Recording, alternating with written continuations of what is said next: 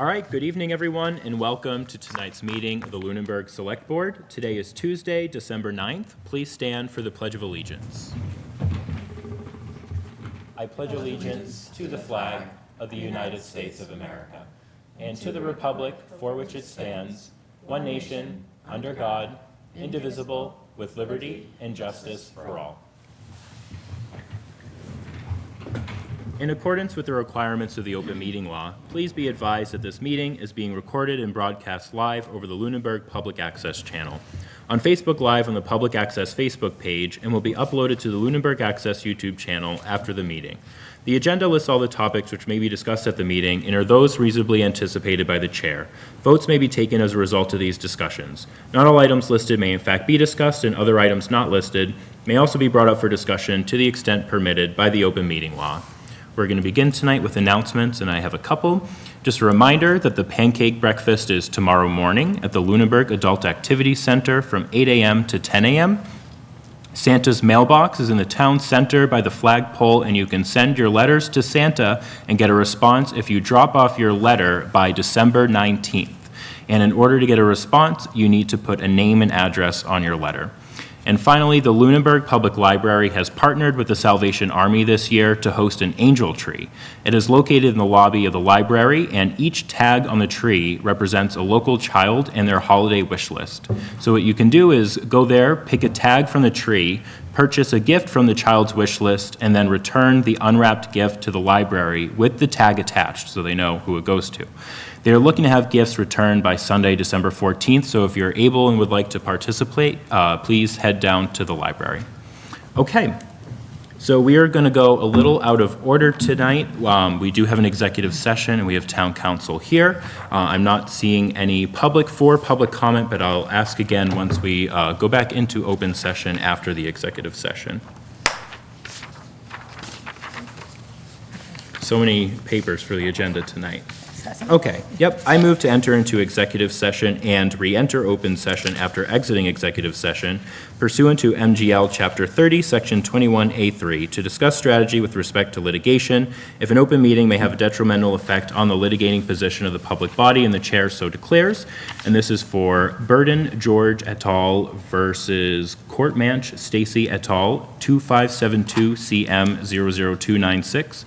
And Town of Lunenburg, acting by it through a select board and as chief of police, versus Burden George B. et al. 2585 CV 01256.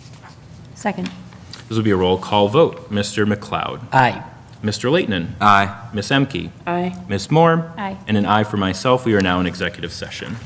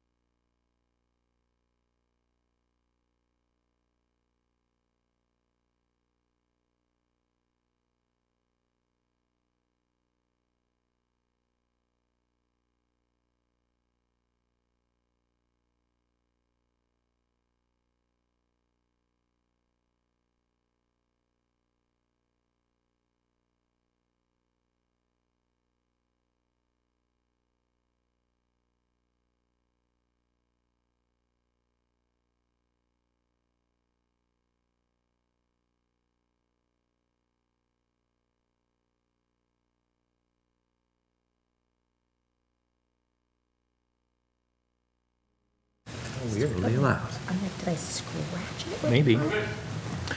All right, we are back in open session. Okay, I'm not seeing any public in the room or on Zoom for public comment. Is there any public comment Oh, yay. from the board? No, done. Okay, so moving on to appointments, ratifications, and resignations. We have 2 resignations to acknowledge tonight. So the first is a resignation of Pauline Roy, the Outreach Coordinator for the Council on Aging. Yes, so very sad to accept the resignation of Pauline, who's been with the town for some time. A lot of our seniors know her, and then through her official service, but she's well-known and well-loved in the community. But she is going off to Tri-Valley to serve as their Shine Services Coordinator for Tri-Valley. So it's great for Pauline, not great for the town of Lunenburg, but we wish her well. Yeah, Pauline was definitely a pillar of the community and the senior center, so it really is sad to see her go, and I wish her all the best. Same. Pauline and I have 2 kids that are in the same grade of her couple of children, so I've known her for a long time and wishing her all the best in her future endeavors. All right, and the next one is the resignation of Caitlin Himmelberger, the young adult staff librarian. Yes, so Katie Himmelberger has been with the town for a couple of years. She's decided to move on, but again, we thank her for her service, and we wish her best of luck in all her future endeavors. Of course. All right, thank you very much, Katie. All right, moving on to the town manager report. Okay, thank you, Mr. Chairman. So, Finance Department transition has been a regular standard on my report. So today I am reporting to you that in that transition, with Katie McKenna exiting at the end of the month, we're trying to figure out what next. So I have had several conversations with retired Finance Director Karen Brochu regarding coming back as interim director and providing accounting services. And gratefully, she has agreed to come on partially out of retirement for the purpose and assist us with on a part-time basis. So we're working out those details of what that looks like and when she starts. But the goal is, I said, if I had to design my ideal here, it would be that you start and overlap with Katie while she's still here, and I think that we're going to make that work. But it's nice to have somebody that knows Lunenburg and cares about Lunenburg back to provide some stability during this time. So, Department of Mental Health Jail and Arrest Diversion Program. Through our police department, the town of Lunenburg, working with Lancaster, has been awarded a $109,000 in grant funding through the Department of Mental Health Jail Arrest Diversion Program. And with those funds, we have entered into an agreement with Open Sky Community Services, who will be providing a master's level clinical support to assist officers in both of our communities with providing on-scene and immediate support for mental health assessments and crises. The goal of this program is to treat mental health as a mental health condition and not to treat it as a crime. But thank you so much to Chief Thibodeau and Officer McNamara, who have been working very hard to bring this program into Lunenburg.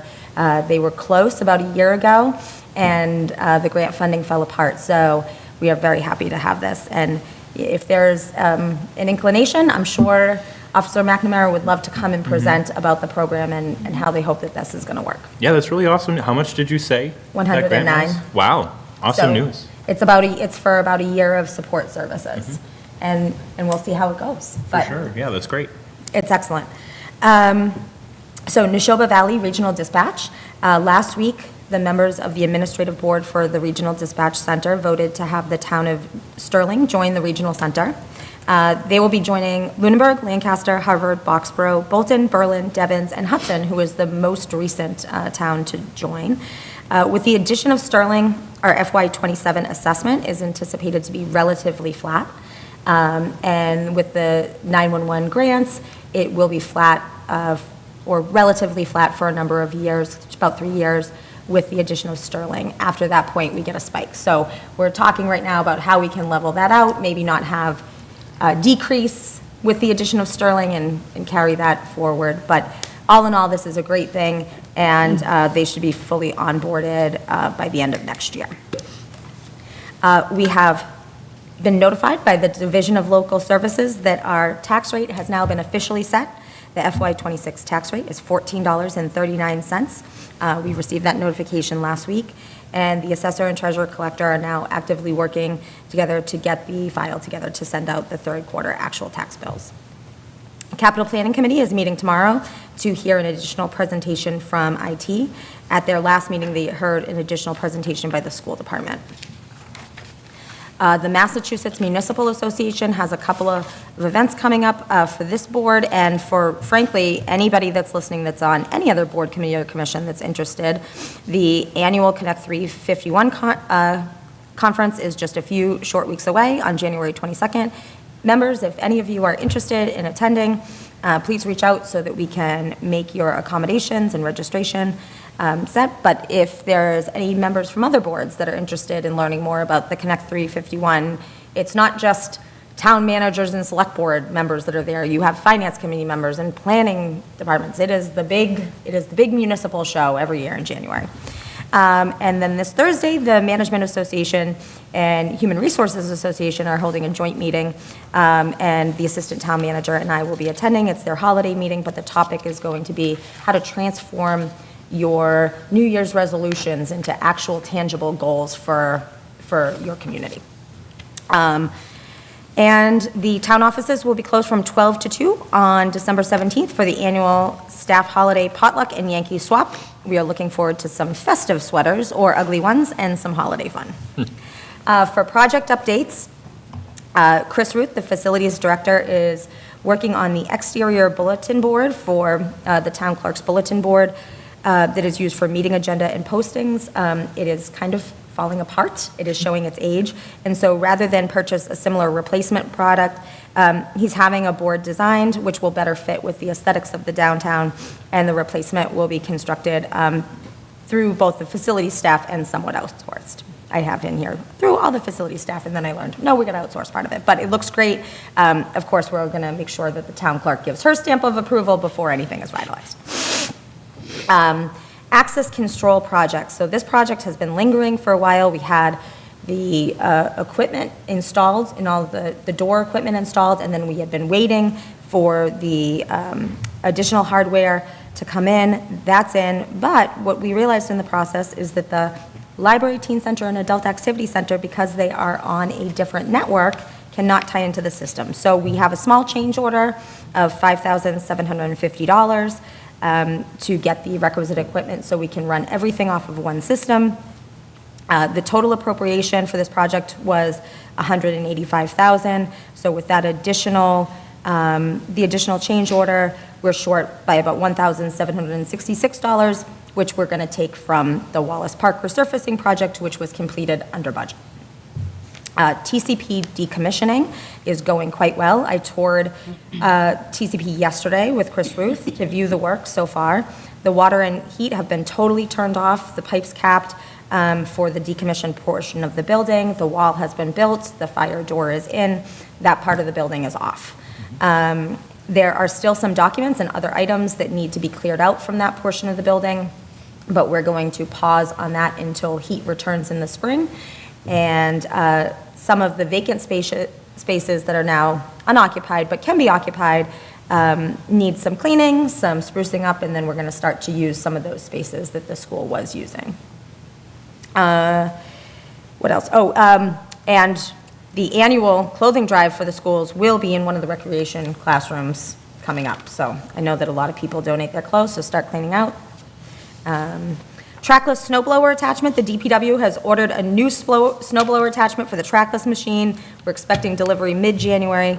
We're expecting that sidewalk cleanups will be drastically improved once we have that attachment. Okay, current recruitments. So a lot of the same recruitments that you've heard about: the conservation agent, staff librarian, young adult, finance director, payroll and benefits, rec director, dietary aide. The new position of outreach coordinator, that job description is under review. The job description that Pauline was working under was quite old. There had been an effort to update that job description a couple years ago, so now we're going to make sure that happens and post that job. We have an offer pending for an intermittent heavy equipment operator, and as you're aware, the land use director and library assistant, we have offers accepted, and appointments will likely be on the next agenda. as well as now a meal site manager. There's been an offer accepted, and an appointment will likely also be on the December 16th agenda for that as well. Appointed and elected positions with vacancies remain largely the same, except that we did receive a notice of a vacancy today. Anita Shipers will not be continuing on the Parks Commission, unfortunately, and we thank her very much for her service and all the work she did, especially on the Marshall Park project, but that is a new vacancy. And that is the conclusion of my report. Okay, thank you very much. Any questions for the town manager?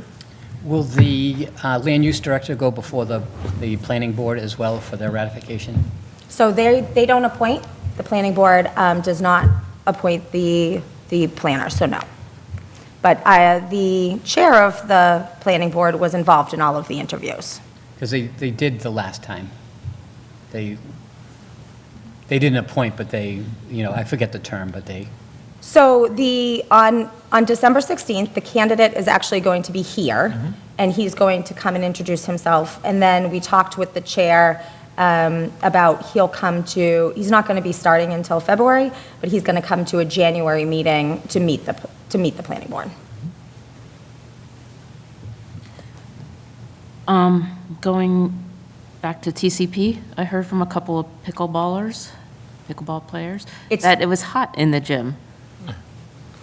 So they typically, I could use some heat here. yeah, so they typically, I guess, have to keep the door open because it is so hot. Yeah.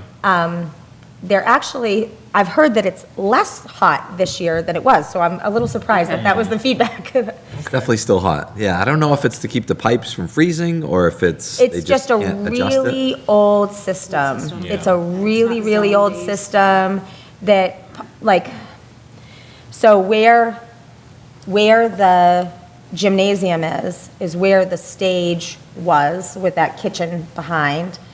And then that, years ago, 25 years ago, some of that has been bricked up, and they actually had to they could hear the belt going in there, and they actually had to, they're looking at plans, and they're seeing that there should be a door here. They had to go in through the ceiling, found a secret room. So it's a complicated system that was designed for a different time and hasn't really been upgraded. I think they mentioned it to me, just like, hey, if it can be turned down and save money, we don't need it. That's why it was Exactly right. brought up. It's, Okay. Unfortunately, not that Not simple. really that adjustable. yeah. How long ago was it? Because they did damp them, few weeks, okay, they damped them down last week, so. Okay. If So, you could like, report back. Thanksgiving, If before you- Thanksgiving. Yeah, so I do the volleyball, there's indoor volleyball every Thursday, and it's the Still same roasting. thing. It's always. Okay. Yeah. And this, I just assumed it they was to play keep the early, they pipes play in the from morning, like No. 8 in the morning. bursting, freezing. It's not intentional. Just like it's not intentional that we're freezing in here. Yeah. Yeah. It's chilly in here tonight, folks. Bring the heat from there over here. All right. Thank you. Any other questions for the town manager? All right, so moving on to current business, we have another slate of license renewal applications that are ready to be voted on tonight. So what we'll do is we'll start with those, and we'll just go license type by license type and identify if we want to pull any out to discuss. So we'll start at the top. So first are the pouring licenses, all kinds of alcoholic beverages. Are any of these applicants ones that we want to pull out?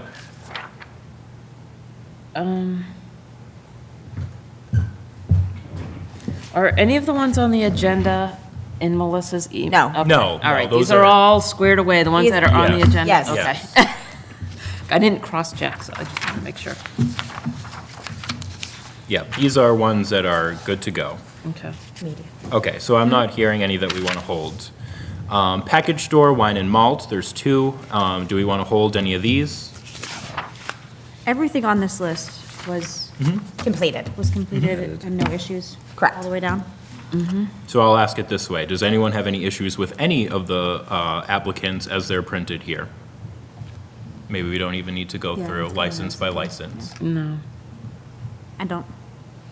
I don't. Okay, is there a motion to renew the annual license renewals as printed on the agenda? So moved. Second. Any additional discussion? Those in favor say aye. Aye. Aye. Those opposed, no.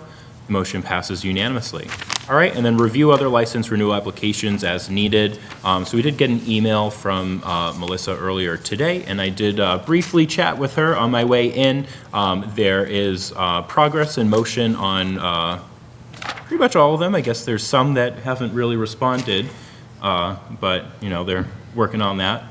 Well, we do have a couple common vics that there's been no communication. Yeah. So I have a general question. I probably should know this, but I don't. When it's a landlord that's delinquent and paying a bill, how does that impact the Yeah, tenant's it license? was interesting to see that. I've seen boards handle this in multiple ways. Ultimately, the tenant is not responsible for that fee, though. Okay. Right. It seems unfair to withhold the license from the tenant, but at Yeah. the same time, I don't want a landlord to be delinquent on tax bills or sewer bills or any bill to the town. And we have no means of, I mean, I did work in one community where we would try to pressure the applicant to bring their landlord into compliance, but it's That's complicated. kind of- I don't want to fault the Yeah, applicant for right. this. yeah, If- no, if I mean, there's- withholding the license Right. penalizes the tenant and not the landlord. Yeah, definitely Right. don't want to do that. Is there any way that we can reach out directly to, like, how are we managing that? So there's the normal lien Separately from- process. yeah, There's yeah. the normal lien process. That if they go, I think we've had this So long. before. We have, yeah, and it's always sort of unfortunate when it Yeah. happens, so, It's not always successful. yeah. ending. Okay, have members had a chance to go through Melissa's email and have a good idea of where we're at right now? Any questions on any of these that we want to flag for right now? I think we're just waiting for Yeah. more. Right. Yep. Is there anything that we need to do on any of these at this point? no, I guess what would be helpful to know is we only have one more scheduled. Yep. Regularly scheduled meeting, which is next Tuesday, December 16th. The board could certainly take a contingency vote Yep. on December 16th, approving everything else contingent upon 100% submission of all of the things. Or the board could, like tonight, just approve the ones that are completed, and then we could have a special meeting, maybe not on a Tuesday, maybe on a Tuesday. Yeah. It's tough with the holidays, but I know. either the 23rd or the 30th. I am totally fine with a contingent vote, because at the end of the day, they still need to get up to date on everything if they want that license. So, you know, I would be okay with doing that for next week and What happens, seeing where we're at then. all of the current licenses expire on the 31st? So what happens if we do a contingent vote, say for some of the liquor licenses, and we don't get that information? They should not be serving Then they- alcohol as they of should not January be 1st. serving. Yep. That's correct. So Yep. As long Yeah. as we are enforcing that, Yeah. I would be Same- fine with a contingent vote. Same thing with the vehicles. They should not be selling vehicles as of January 1st. They should not be at any of the licensees. Yep. Yeah, I'm good waiting till next week to see if some of these do get everything in order, Yep. approve them straight away, do the contingent vote. And then there's some who, we have no response. We can't even do a I know. contingent, I think.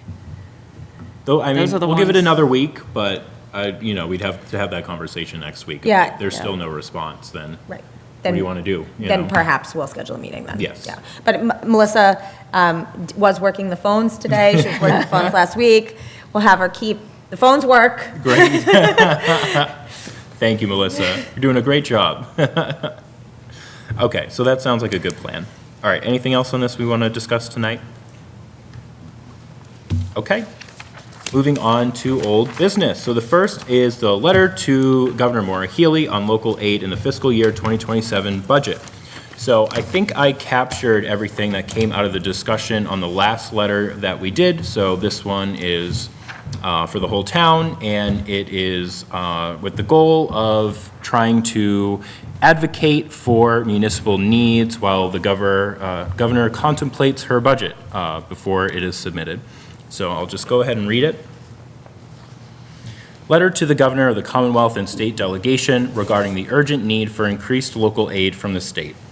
We, the Lunenburg Select Board, write to express our deep concern about the growing fiscal pressures facing municipalities across the Commonwealth and to respectfully request that your FY27 state budget addresses these fiscal pressures in the form of increased local aid. The closure of Neshoba Valley Medical Center has placed immediate strain on our public safety operations. Emergency medical services now face longer transport times, extended emergency department waits, and significant operational pressures that require additional staffing and resources to overcome. This strain on our EMS resources is occurring at a time when municipalities are struggling simply to maintain existing services. This is just one example of how local governments are forced to absorb the cost of systemic failures without corresponding support from the state. In a recent report, A Perfect Storm, Cities and Towns Face Historic Challenges, the Massachusetts Municipal Association highlighted that on average, municipalities receive about 31% of their revenue from state aid nationwide, while for municipalities in Massachusetts, that number is only 26%. Additionally, when adjusted for inflation, unrestricted general government aid has fallen by 25% since 2002. The Commonwealth ranks 37th in state support as a percentage of local revenue.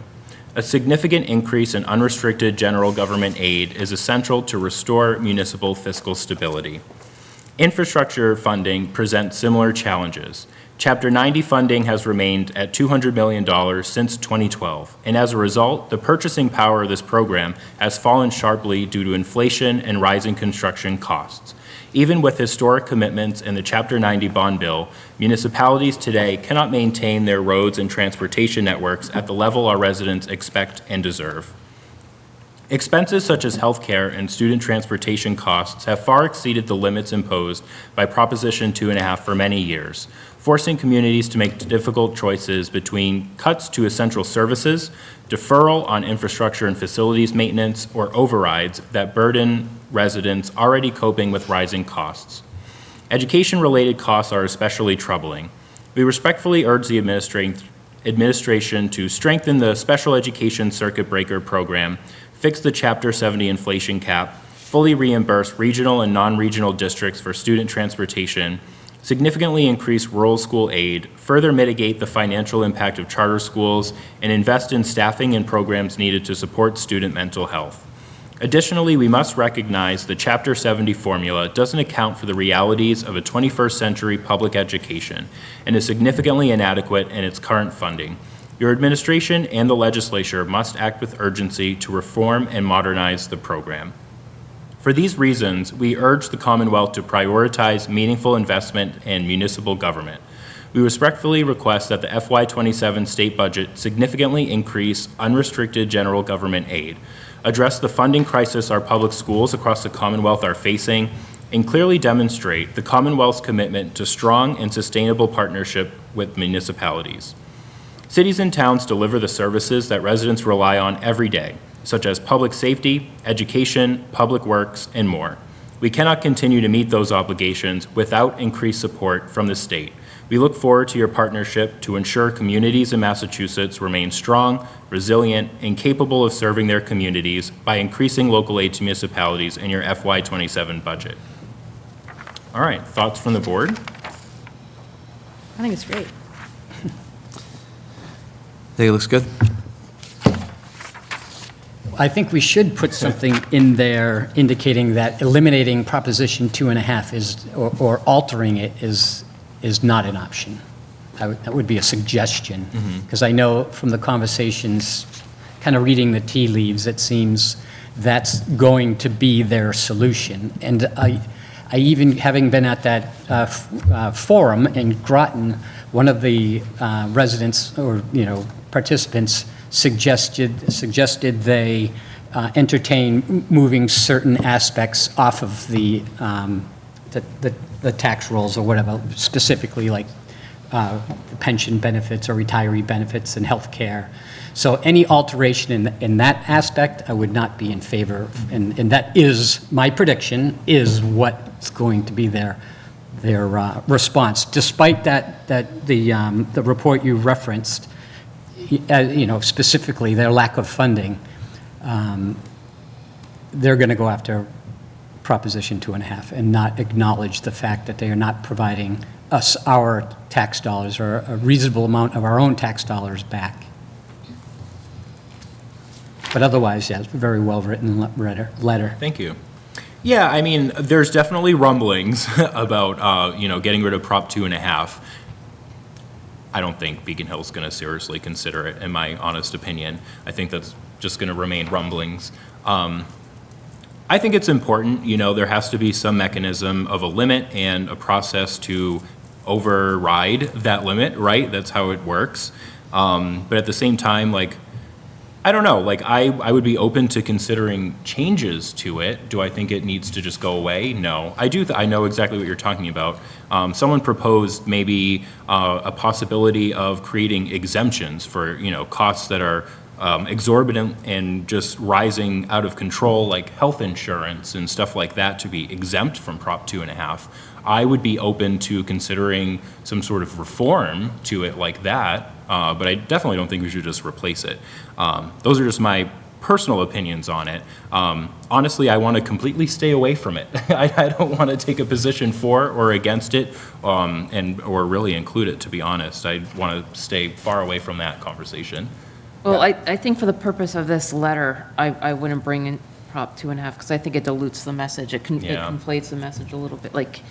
This is focused on getting more funding from the state, more of the unrestricted general government aid.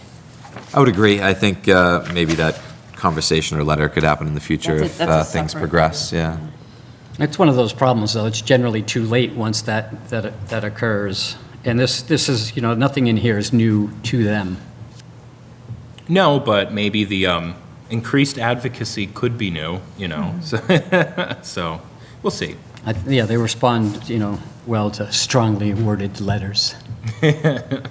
Well, I think, eventually what changes things is when you get that critical mass of the quantity of strongly written letters, I love your optimism. right? And if it's not acted upon, it would be nice to see more select boards, send letters like this, and then it's kind of hard to ignore then, but we'll see. Doing something is always better than doing nothing. Exactly. Maybe the state should do something. What do you think? Do you like the letter? I like the letter very much. I actually think that hearing some of the conversations, to your point about perhaps revisiting Prop 2.5, is in direct response to the advocacy that was heard, right? It's directly in response to people screaming about the pressures that they've been facing in their local communities. And yes, perhaps that is the avenue, right, that is on the table right now. But I think, and folks can have an opinion either way on that, but that wasn't a conversation that was happening last year. That was a conversation, in fact, that I specifically was saying, why isn't this conversation happening? Why aren't we talking about this?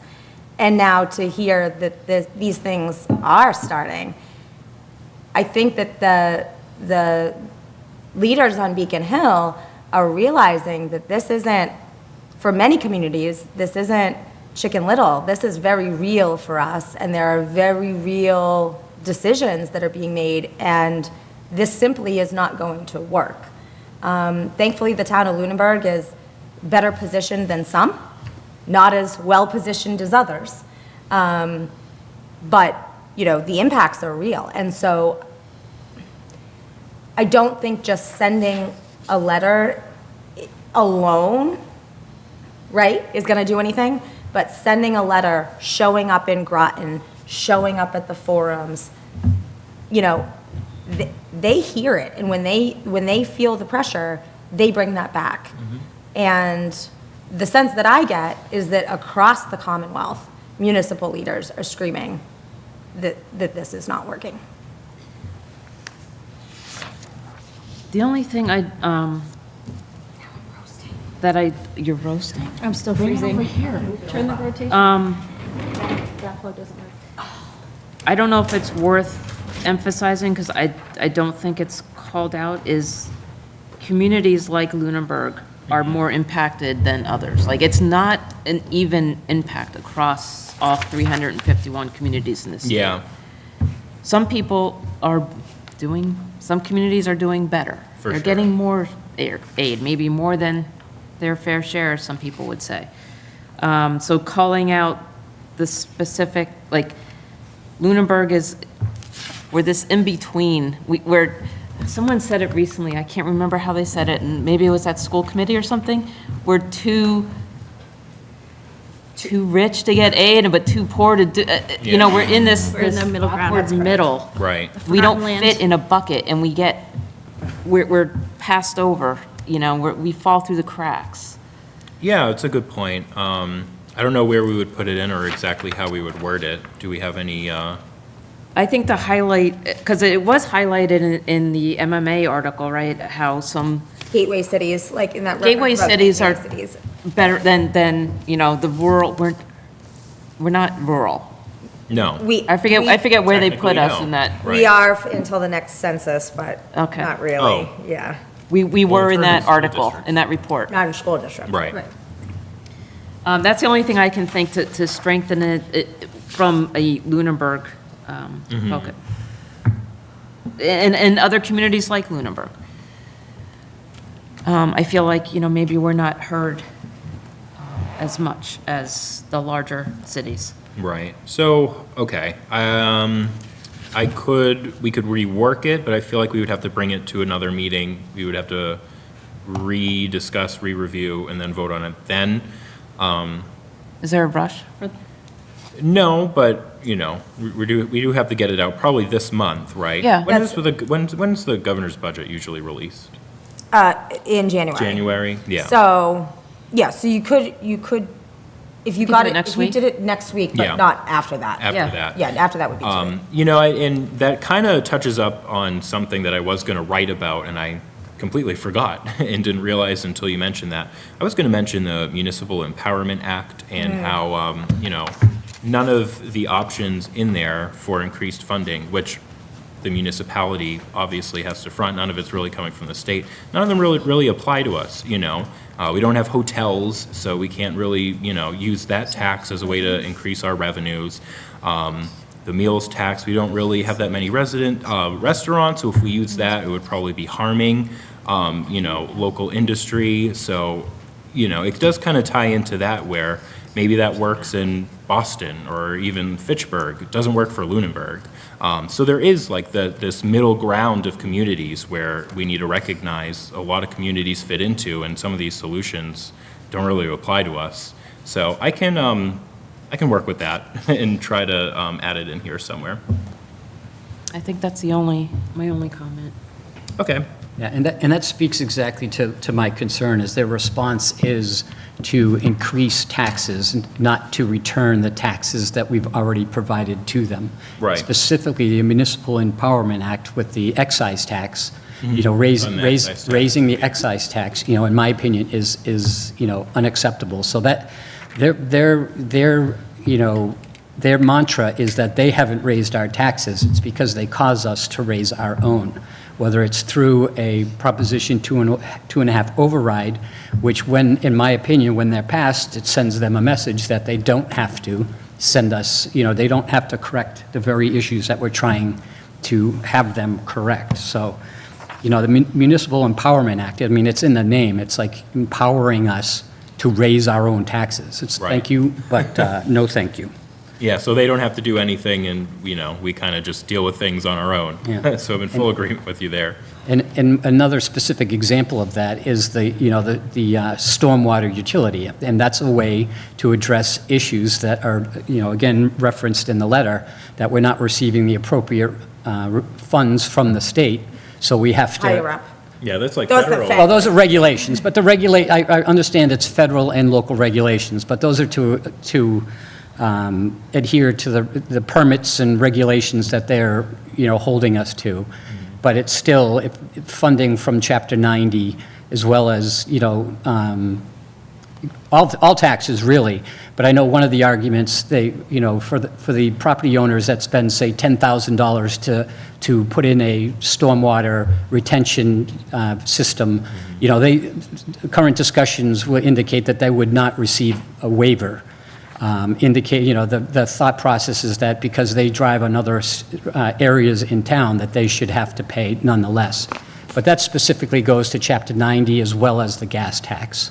You know, I don't think it's fair to, without going down the rabbit hole of the stormwater utility fee or tax, it's if somebody has the system in place, whether it's a business or a resident, they should not be paying additional taxes. And that just goes back specifically to the lack of funding from the state. It's not to attack the initiative for the stormwater utility, because the process that they will likely use is allowed. It is a lawful, allowed process that the state has allowed, again, because of the lack of funding, in my opinion.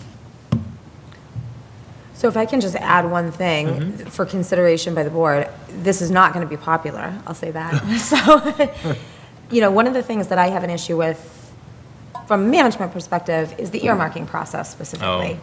So after the state does this, the governor releases her budget, then we get requests for potential projects. Legislators find out what the number range is. Now, of course, if other communities are asking for things, right, we want to make sure our projects get funded too. But by the time we get those funds and the time we sign those contracts, we don't even have a year to expend them. They're not by the time the agency gets you the paperwork, and now you get a contract in place to do whatever you have to do, you don't have a lot of time.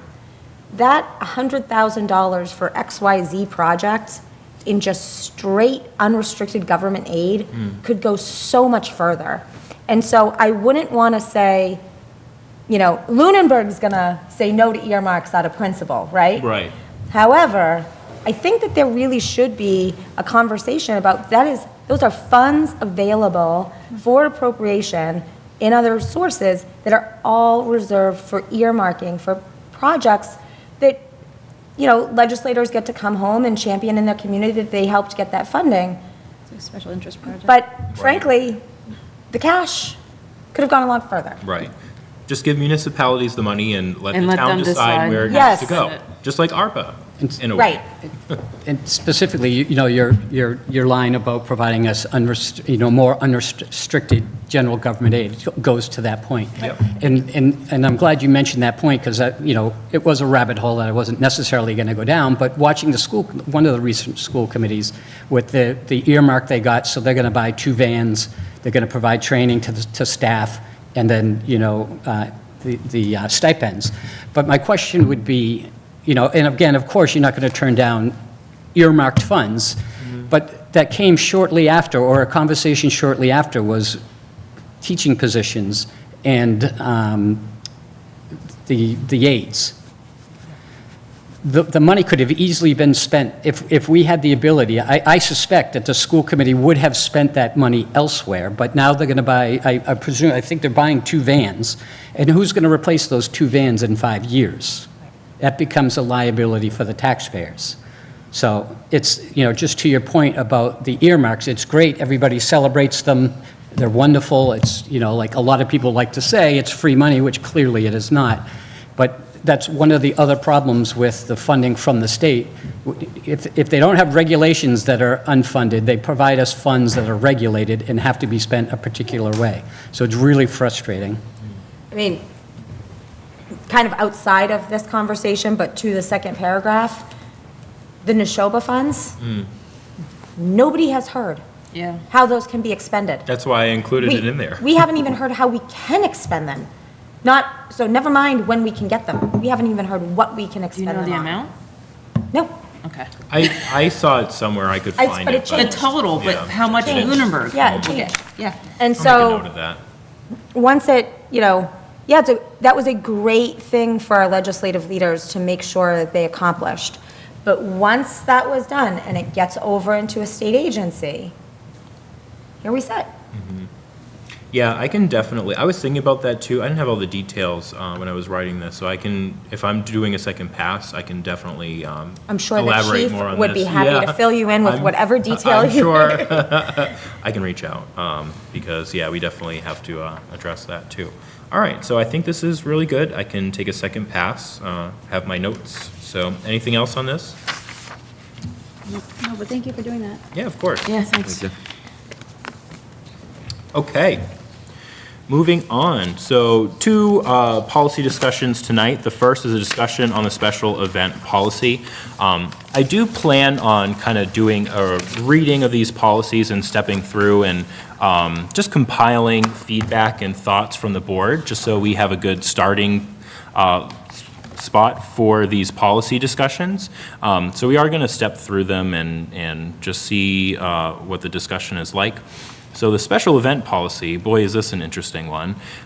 So this was implemented several years ago, kind of in response to events that were going on, really just a small handful of private properties, and the policy was implemented as a reaction to that. It's very cumbersome, it's very restrictive, and there are many well-intentioned individuals and organizations who have tried to host a community event and have had to navigate this policy and all of its requirements. So I think it's definitely worth revisiting to make it a little easier for these well-intentioned community groups to plan and hold events, community events. Going to be perfectly honest with you, maybe this policy is salvageable. Maybe we need to just start over. I guess we'll find out and based on how the discussion goes. Okay, so I'm going to go off of the document that has some of the annotations from the town manager's initial review of this as well. I'll call them out as we get there, and pretty much after like every section, I'm just going to open it up for discussion. Okay, so special event policy. A special event is an event/activity hosted by a private party held on public property or an event open to the general public held on private property. A license for a special event is required when any item in category A is answered yes, or when any combination of 7 items in category B is answered yes. You're looking for comments as we go? Yes. So the town manager said that she likes the layout here, and it's helpful for staff and applicants alike to have like an initial introduction like this. So yeah, completely agree with that. Okay, so two answers for category B, or any combination of 7 items in category B. I just have a I think I comment said on that that. correctly. Did you want to comment on that first? Sure, go ahead. Yeah, I mean, I would strike, I'm not convinced it could be, the whole article could be saved, but Right. I would strike "or in event open to the general public held on private property." Yeah, and I was going to get into that too because I have opinions on this. I think the restrictions that this policy places on things that go on private property are legally dubious. And I think we should honestly have town council review this policy. I don't know if he ever has before, but in my research, there are a couple areas where I don't even think it's legal to do that. It's really kind of outrageous. It really is. I'm wondering if, I mean, this is your meeting, No, Mr. it's Chair, fine. but I think this entire policy needs to be rewritten. Okay. I don't know how the whole board feels. I would rescind it. I don't like any part of this, so I'm Yep. not sure how much, if the whole board is sort of feeling that way, that how much it is worth to go section by section. Yeah, I guess that's a good place to start. I didn't know if we would really be there. So Glenn, I think, I don't know what would, you would have to defer to the town manager, but I think if we eliminated at least the private property aspect of it, at least we'd have a policy to go off of in the meantime. I don't know how possible that is, but I mean, that's where my primary concern is with the private property. And then, Yeah. yes, and to those who want to have an event on public, town property, it's very clunky. yeah, it Needs to really be is. streamlined. So I did reach out to Josie Gilchrist, the president of the Lunenburg Business Association. They're going to discuss this and try to put together feedback from business owners who have gone through this process.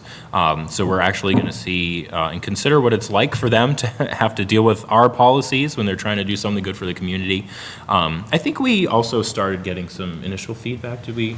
Yes, so folks had asked that I reached out to the chiefs and DPW directors, started to get some initial feedback. A lot of it was history about how this came to be. But in that The intent at the time was to draft a catch-all for all types of events, to capture the parades, to capture the three-day music festivals, and everything in between. But the initial feedback was that perhaps that this needs to be broken into two policies. One that is for large-scale events of the type that folks were initially concerned with, and then one for the regular events that we're seeing routinely. I'm sure that if there was a complete redraft of this, that both chiefs and DPW director would want to be dialoguing with you about what For their sure. practical considerations Yep. would be. Yeah. But I think everybody was inclined to at least revisit Yeah. and rethink. Yeah, for sure. I have no inclination to want to police private property, personally. Yeah. I don't know of communities really, many that do that. So with the one consideration, and it's probably without looking at it, but taken care of in your alcohol policy, is when on private property, somebody's getting a one-day license because they're selling alcohol. So if they are selling alcohol, right, on Right, and private then property. that should be handled what- through our one-day through liquor license. Their one-day liquor license. Like the St. Boniface Oktoberfest. Yeah. Right. Yeah. But the fact that the people have to have a public hearing, and if you. Right. If you I don't actually think read how public this is hearings- drafted. yeah. There are many events that are happening on people's private property already that this should, in theory, be kicking in. Yeah, like someone's graduation party or something could easily qualify for I needing just a think that's special event insane. license. Does anyone actually get a private property license? Like, does anyone ever actually, The church. Well, St. St. Boniface. Boniface was the So, most recent yeah, like, example. one or? There was a worry that there was going to be a property that was going to have like raves, like big Yeah. outdoor parties is where Yeah. this stemmed from. Yeah, so briefly, from what I understand, I wasn't here obviously, but there was several events that were music events that were going to be multi-day events with private folks property. camping on private property. And this was drafted around that. I mean, I couldn't even get past the first, I struggled finding any logic, like the questions in category A and B, and why 7 yeses Yeah. and B, and not That's 5 or the arbitrary 6? number that the board at the time decided And upon. and the questions, I don't know, like where it just, So I was looking around and found Pittsfield has one on their website. It's actually very short. It says policy, but it's just sort of like a web page that's much more streamlined. I mean, I really would be interested in kind of doing a whole, because Yeah. I see that for public property, we should have a process. For sure. I just, certainly for town property, yeah. right. Yeah, Yeah, sorry, I said And that. again, I don't even think it's legal to be doing this. So I'll, mentioned that I did some research here. Some of these questions in category B, it's hard to enforce, not allowing something on your property because of these things. Now, in the case of we don't have a noise ordinance, right? So there's no actual law, there's no bylaw to enforce. And you can't really do that, it seems to me in my readings, by having a policy with licensing, right? I think that's pretty suspicious there. And then the other thing that I was reading too, some of these, if you scroll down after category A, after category B, this was something that I was really going down a rabbit hole on. I'm just going to read this whole paragraph here. Special events may include, but are not necessarily limited to, athletic tournaments, concerts, fairs, festivals, holiday celebrations, parades, rotor bicycle races, trainings, and workshops. Properties may hold multiple special events with a maximum of 5-day or 2 multi-day / overnight events per private property in a calendar year. Given blah, blah, blah, blah, blah. No 2 multi-day events may be conducted at the same property with less than 90 days separating the events, et cetera. Yeah. So in my readings, that out. it seems to me that you I literally started over. you can't accomplish this outside of zoning, right? I don't even think it's legal. So maybe we do need to just start over. Prior to starting over, would it be helpful if I shared this Have a with town review with town council council. and get some feedback? Yes, that's where I'm at. Do you have examples? Like, have you had this in your other communities? No. All special events We- that take place no less than 100 100 feet from an from abutting another residential property. property. That Yeah. means, for some of these events, just this whole thing is, sure, but I still want to scrap it. I'm Yeah. accustomed to having rules, at least around the use of public property. Yeah. Right. And parameters around Yeah. public property, Yeah. but not something like this. Yeah, like you need rules, you know, if you're going to close a street, you need traffic control, you know, some things I can understand, but some of these I just don't. For sure. know Okay, where so they- I'm definitely of the mindset that we should, I'm curious, like, I want to know the legality of this. Well, I mean, that's the problem with having, or the concern with having him review it is like, he could come back and say, yeah, the policy's fine. Well, I don't like the policy. Well, yeah, either way, we're still Yeah. rewriting the But policy. then you know, right, But for then the we next know. discussion, what can you Yeah. draft around and what should you? Yeah. Exactly. I think it's helpful to know either way. Okay, anything else that we want to discuss on this or flag as things that we should take action upon before we discuss it next? I do agree alcohol should be allowed I on also- town property, as Okay. she suggested in the notes. Yeah, as of right now, according to this property, no alcohol can be served on town property for special events. Which, It happens. yeah. Our Yeah. insurance company allows it. Yeah. We just have to work with the We had insurance the company. pouring license at the farmer's market. We did. Right. So, Right. I sent an email to the board that just has Yeah. the link to the Pittsfield Okay. one I was looking at. thank you. Just- You're All just right. getting way ahead. I'd like to see it without a corral. Oh, You know, I think we could trust people to, you know, walk around a particular area. well, there needs to be some form Or we could of put a couple signs at the access sidewalk. control I and, think that's a state Yeah. ABCC Yeah, 'cause I've seen requirement. it in Never- other I towns. could We had to never do that with the understand that. 250th, the Concord 250, we had to have. Okay, And that well, was a state we'll have a requirement. virtual one around. yeah, because you need to check in, right? You need to do that Sure. ID verification. Yeah, of course. So, okay, anything else that we want to flag as, do we want to reach out to certain people? It sounds like we're starting that already. So is there anything else that we want to? Maybe, you said Josie's Yes. they're gonna discuss this, so maybe some of the businesses have experience in other towns. Other towns as trying to well? build Oh, that's a really good point. participants. Yeah, let me write that down. How does it compare to Like, other towns? what are the that we- processes that what they like and don't like? Yeah, that's a good one. Okay. Great. All right, moving on. Discussion on appointment policy. The situation on this one is a little different. Honestly, I think the process that we have is pretty good. However, I do think the policy and the language of it maybe is not. And we can work to rewrite it and really simplify it. And, you know, I talked to the town manager about this earlier. You know, we had a lot of back and forth discussions about reading the policy and how to interpret it. And, you know, I would say, well, the intent is this. And, you know, the town manager would say, well, that's not how I read it. So I think we need to clarify it. It's kind of convoluted. And some things I think require a little more specificity. So, okay, let's hop into this one. So Section 1, volunteer applications. The town manager will ensure the availability of up-to-date volunteer applications in town hall, other town buildings, and on the town's website. They will also ensure that completed volunteer applications are maintained in an organized and easily retrievable manner, that receipt of each completed application is acknowledged, and that residents who submit applications are given a copy of the appointment process. So I'll stop there, and we do have a note from the town manager on this one.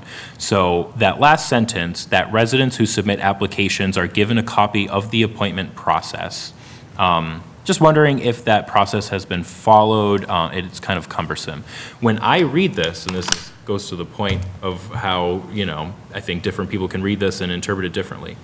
The appointment process, I read that as really just being like the timeline, you know? I think it's everybody that applies, you say, here's policy Here's the 207. policy. Yeah. Here you go.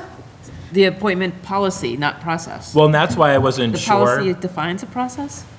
It does. Yeah. And that's why I was thinking like, well, if the person who wrote this meant the appointment policy, why didn't they just write policy instead of process? Just by writing process, do you mean like, hey, like these are when the applications are due by? I don't this is know, when it's you a might copy be- of something. Yeah. You're handing them a copy of something. And I also don't think that they want it. Like, No, Well, it could be a digital copy, too. it's online. This is, right. So can we just? And no one wants to just be handed a policy to read, you know, like why are you giving this to me? What do you actually want me to know? So I think, I mean, at this point, right, someone's applying, what information do you really need to give them, right? it's the timeline, right, for our annual appointments. And this is another issue with the policy. There isn't really a clear delineation between ordinary appointments and annual appointments too, so. Okay, so what does the board think about this? How are we interpreting this? I interpreted it as the policy, like a defined process, step 1, 2, 3. Yeah, That's how I interpret it as written. I don't know that we need that. I don't think we need that at all. I don't think we should just be handing applicants, a 10-page policy for their review. Yeah. Have we thought about digitalizing this process, even something as simple as a Microsoft form that, we already have access to, that could, that would feed automatically into a spreadsheet, and then people would get an automatic notification that their application has been received, as well as having the paper ones? I don't know that we've ever considered it. I've certainly wondered it in the back of my mind. I don't think we've ever discussed it during my time on the board, at least. Yeah, I mean, we have a fillable form, but it doesn't feed Right. a Yeah. It's spreadsheet just- or have an auto. Yeah, I mean, You can do, if you, Microsoft Forms is really easy to use. I don't know if you've ever used it. you can also on the website, if they apply through the website, like if you submit, certain portals on the website, you can set it up as a web form that if you submit through there, you get an automatic response. As You in- get an email. You get an email back from the web. If you use a Microsoft Form, you can still set it up to get an email, but it will automatically put it into a spreadsheet for you. Yeah. It's just something, we use it a lot in my other community, even for this purpose. Can you link that on the website?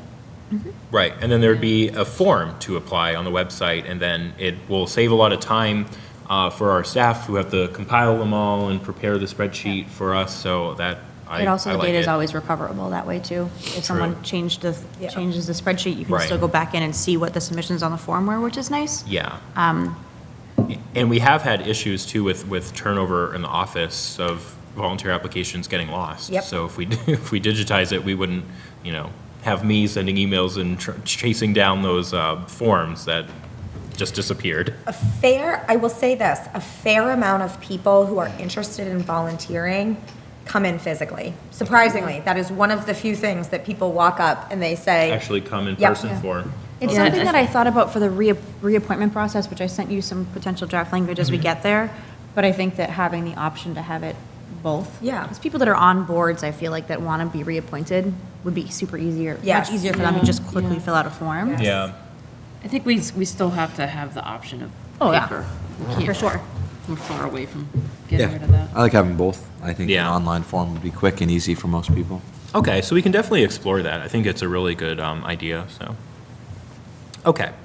As Select Board appointed vacancies occur, the town manager will ensure that local newspapers are advised of the vacancies and that vacancy notices are posted on the town bulletin boards and advertised on the town's website and local cable television channel. Vacancies shall be so advertised on the town's bulletin board for no less than 10 days per section 710 of the town charter. As practice, the Select Board shall appoint on or after the 21st day following the posting of a vacancy.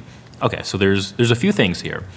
The first is whether or not we still think all vacancies need to be advertised in the newspaper in addition to posted on the town bulletin board, which is something we may not have done in recent practice too. And then this last part is interesting too. So 10 days is the amount of time that they need advertised for. And it says per section 7-10 of the town charter. And if you go to that section, you will see that it explicitly excludes appointed boards. So that must have just been in the charter, or mostly for staff positions, was it? Reading section 7-10 of the charter, it seems to me that it's reading about employees. And so it's talking about how that notice gets sent and is posted, and then it says, except for multi-member boards. This does Right. not apply. So I think that it got pulled in here. Perhaps somebody, I don't know how. Well- I will say that, so we are not this is clearly advertising, about- we are not advertising in the newspaper. We're advertising later on in this policy when we get to the annual process. We're not advertising in the newspaper. Checking the board, the last posting to the board of a, downstairs of a vacancy on a board committee or commission on the physical bulletin board was September 2024, is the last one that's sitting there. I don't think I don't think people are walking into town hall and flipping that to see where there are vacancies. Town website, there's not like a running list, although I think if we take the kind of the town manager's report of section and just keep that current as these are all of the vacancies, that makes sense. And local cable pack, they're not running them either. But again, they could have a single slide that runs. So I think that the town website and the local cable makes sense going forward. In my opinion, newspaper and bulletin board do not. Right. Yeah. And I mean, we could probably even create a page on the town website that we have a maintained list of vacancies on, right? Like, Absolutely. and that would be much easier to maintain. Right, where the than form doing is. all of this. Right, with, appointment policy.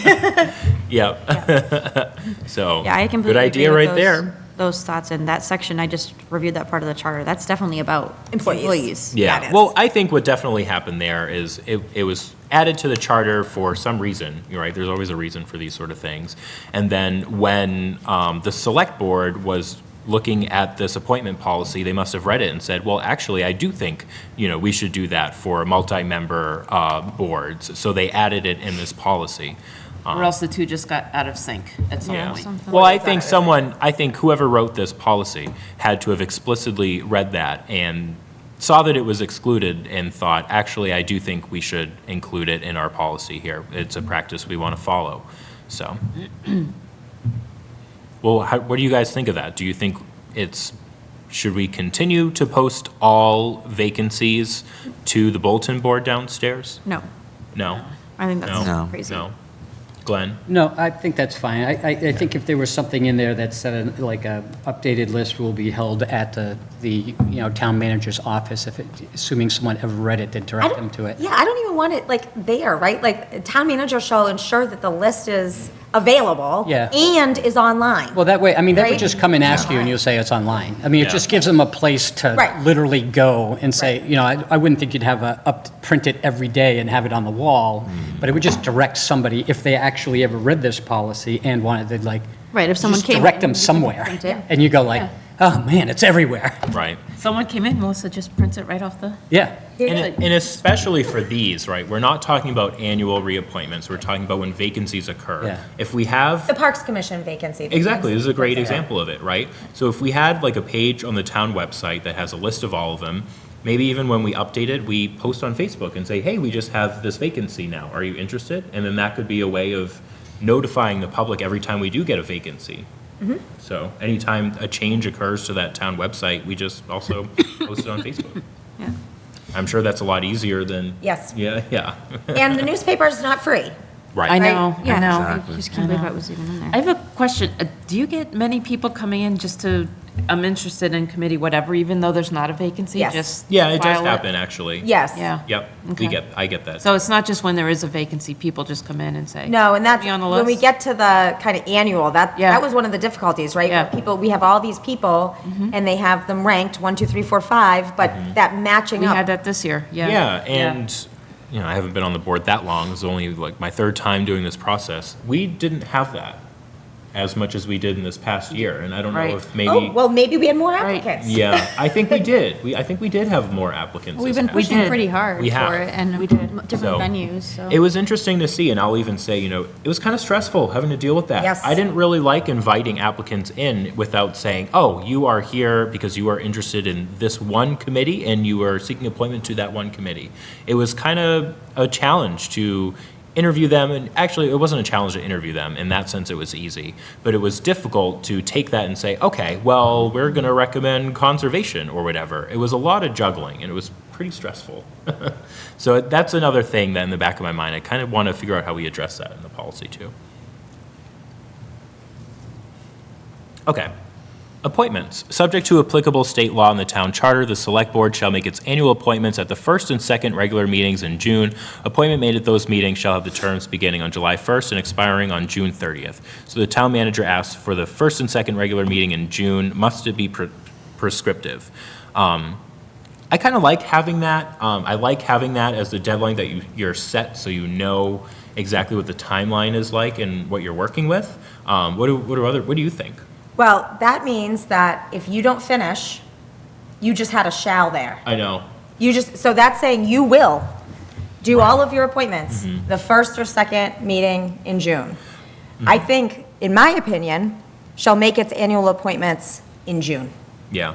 And let Or- the chair and the board control that process Yeah. through June. If it's at the first meeting, great. If it's at the third meeting, great. Yeah. But And I think that, and it's similar to what we're doing right now with our annual licensing, right? If we know that that happens in December, we know that these appointments happen in June.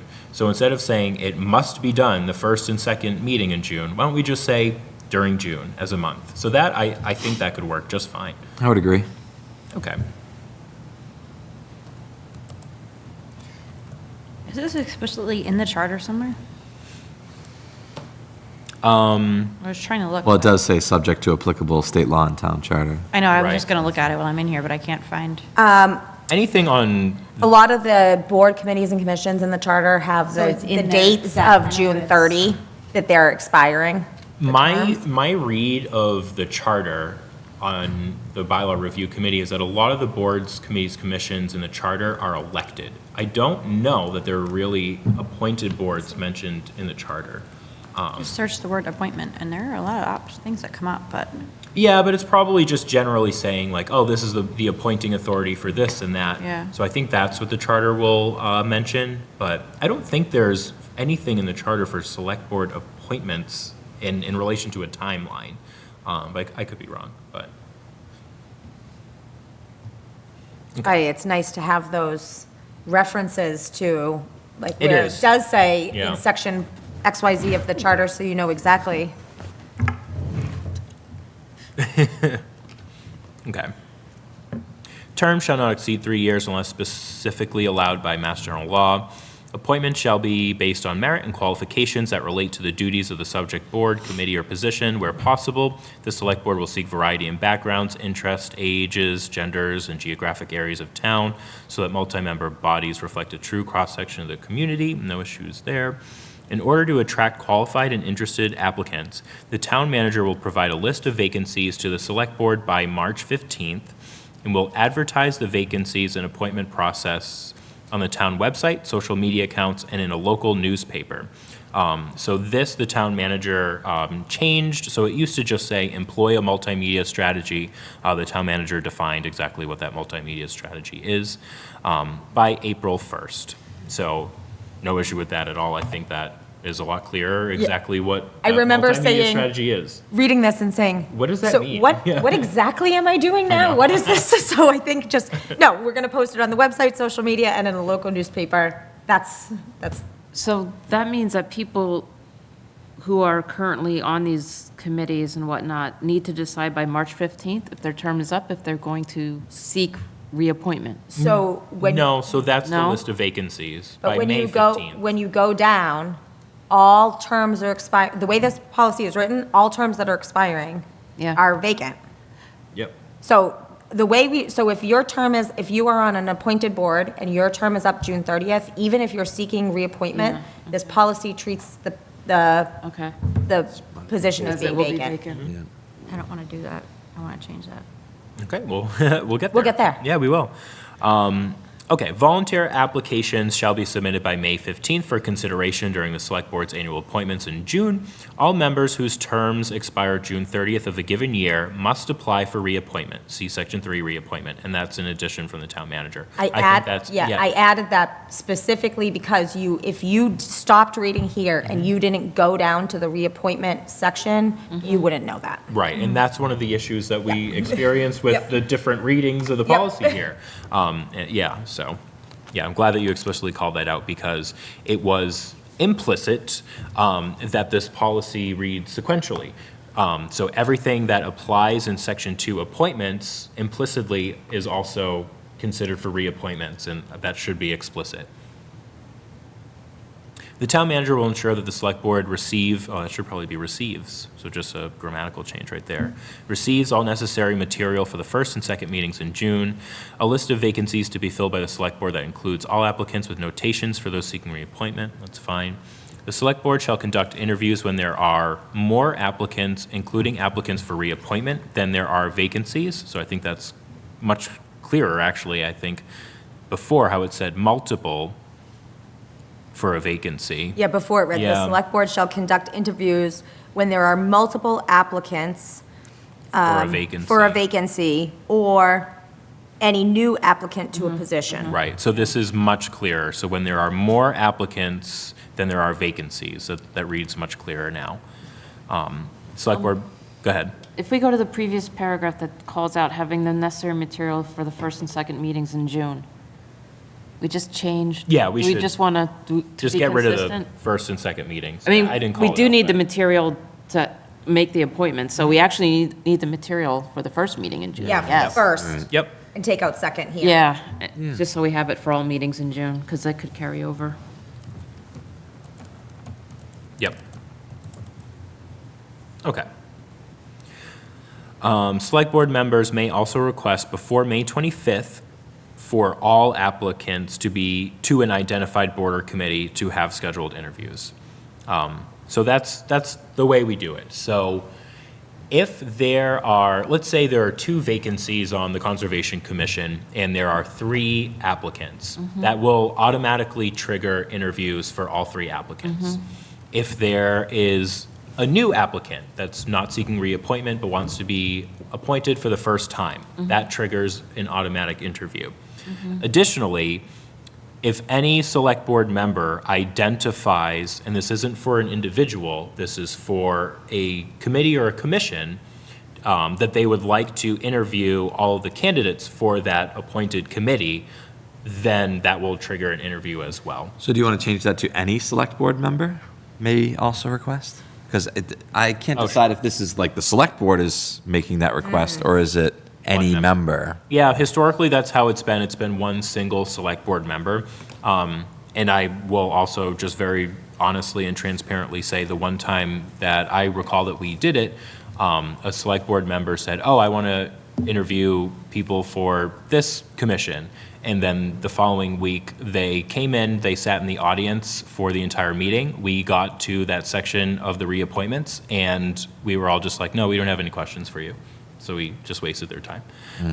So I want to be mindful, if we do that, you need to have some questions for them when they show up the following week. I sent some language that I was working on to you guys. Yes, For the for reappointments. which kind of is relevant to what we're talking about now. Yep, okay. So do you want to change that to any select board member may also request?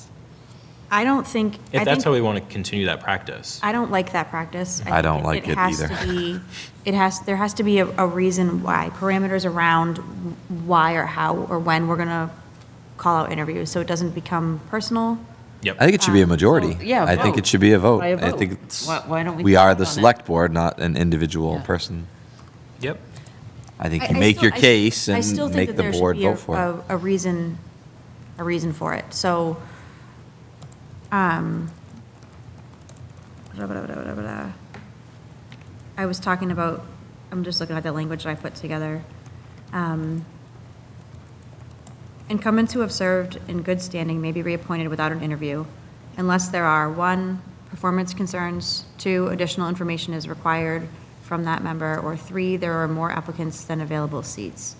I also talked about getting input from the board and committee members, so if we Yeah. can solicit input from them, which I think is already in our policy, but wording it, if there's concerns, if there's a legitimate reason why, other than just, I think I want to invite these people in versus that people. I just think there needs to be some parameters around why we're requiring some people to come in and some not, especially if they're not contested seats. When we already have an issue with so many vacancies. There are sometimes where there is a real thing, where we might not want to reappoint someone if there is, if they're failing to attend, if there's, you know, legitimate concerns, if they aren't, you know, upholding the laws of their, you know, Conservation Commission. If they're not doing those things, there might be examples where we want to bring people in. So I would like to see that there's a reason for it, not just Right. kind of seemingly arbitrary. So I think going back to this last sentence before we get to section 3, we could change this by requesting interviews to be by a vote of the select board, right? So the select board as a whole, as a body, makes the decision. And maybe adding like for some articulated reason to be provided in writing, right, or something like that. Or even just saying like, and the reason for this decision should be, you know, well discussed and like clearly defined, you know. But then I did have a question, Amanda. Do you think, so you said that candidates who are seeking reappointment, and if they're in good standing, that essentially that it should be automatic? Is that kind of what you said? I guess I'm wondering, what about the case where you have 2 vacancies or something like that? 2 people are seeking reappointment, and then there's a third new applicant. Do you think that we should interview all 3 of them? So in that case, if it is contested, even if you're reapplying, should you be interviewed? I do. Because I think so in that case. I think if the seats are contested, there should be an interview. I don't Okay. think just because you're sitting on a board, you should be, or a committee, that you should automatically get reappointed. Right. Right. I just Yeah. don't I believe agree. that, in theory. I agree with that too. And in the case where it's not contested and you're just seeking reappointment, then maybe we can even just add in the policy, if that's the case and you're in good standing. You're That's good. sort of how I see it, Yeah. is, you know, if there's no issues, if we solicit input from the board or committee that they're on, we have received no negative feedback that they're technically, however we determine what good standing is, and then they're uncontested, I don't know why we wouldn't, and they want to run, they confirm via Microsoft Forms or whatever our process is, that they want to seek reelection or reappointment. I don't see a problem with it being automatic in that case. In that case, I agree with that too. I agree. I guess I'm just going to add some commentary. This Okay. is what has worked for Lunenburg for a long time. It's not necessarily customary. I think that if you have, let's use that same example. You have a board of 5, you have 2 people up who have been serving, who have institutional knowledge, and because somebody has interest in it, now those people have to vie. That's tough, and it's tough for the board, for that institutional knowledge and changeover. I know that it works for Lunenburg, it's just not customary. Well, it's good to know and. I think some communities have interesting. term limits for how long you can be on, and we don't have that problem, right? Because we Right. don't have that many volunteers. But if there is, you know, fresh blood that wants to come in, or other people, just because you've been on a board or committee for 15 years doesn't mean you should automatically get the seat. I just fundamentally disagree with that. Yeah. Maybe it's gonna ruffle But if you have feathers. no, so this is 2 people, right, because you've already identified that they don't have problems. Because if they were a board member that was not showing up or not following the laws, they're 2 members in good standing. They're out? Well, no, they're I not think- out, they come in for an interview, so what if In it's my a sewer opi- commission? In my opinion, I don't think they have to come in for the interview, though. Like, they could, it's an optional thing. Like, if they're in good standing, they don't need to come in. Maybe that new person would want to come in to get. If there are new applicants also looking and there's more applicants than vacancies, in that case, I think it does kind of always make sense to do the interview. Like, I think so. And maybe 9 times out of 10, we do reappoint the people who are seeking reappointment. That's my thing, is that, so say we have 2 vacancies in the sewer commission. I know sewer commission is different, I'm just using that example because that's just what popped into my head. And say we have 2 people that have been sitting on any board and committee, it doesn't have to be the sewer commission. Because that's not even us, that's the No, sewer, that's it's the sewer, elected. but that's. a whole- Conservation. Whatever commission we're talking about. Say we have 2 people that, you know, they show up, their bodies, they're there, they're okay with staying on, but then we have an applicant that has like, works in the field or super knowledgeable, has great experience, and we have an interview, well, maybe we decide we want to change it. I mean, Another I thought to just- that, right, is that you have so you have those two super qualified candidates who have served forever, and you have somebody that's eager and new, and they're excited to come for an interview, and they get blown out of the water by the people who have all this institutional knowledge, and it was embarrassing, and they never want to come back and volunteer again. Yeah. Another option here, right, is that if we're talking about totally scrapping committees, or scrapping policies, sorry, not committees, but is that we set up a subcommittee. You could have, for the interview process, that happen outside of this room. You could have two of you screening them, and perhaps some come forward for a full interview by the board. But this is very really hard. intimidating. I know it is, yeah. And this is, to volunteer, I remember volunteering for the first time for the ZBA, and I had no idea what the ZBA did, and I went to a meeting and I said, no, thank you. Yeah. But, Idea. you know, it's a lot for the members who feel like they've served and they've done a good job to be, a new whippersnapper wants to come on and I'm out, and conversely, for that new whippersnapper, that's a difficult thing to do. I mean, also, does it have to be an interview? Can it be a review process of like the reapplication? You know, like if they're filling out a form, does it, you know, if there is a Calling it committee- something different. Yeah, like if there is a, say we did decide to do that, make a subcommittee or something that doesn't have to be in an open meeting, maybe they don't have to come in for an interview, maybe they fill out the questionnaire, whatever format it looks like, and then we kind of go from there. Maybe we look at it and we're like, hey, the two incumbents are gonna keep the positions, it's kind of a no-brainer. I think the don't know. biggest issue that something like that could solve is the issue where, like last year or this year, where we had applicants come in with, 4 committees listed. And that subcommittee could be a really good opportunity to sit down with them outside of a public meeting and say, hey, like, let's nail down, like, your interest. Like, let's try to identify, like, one committee that you're really interested in.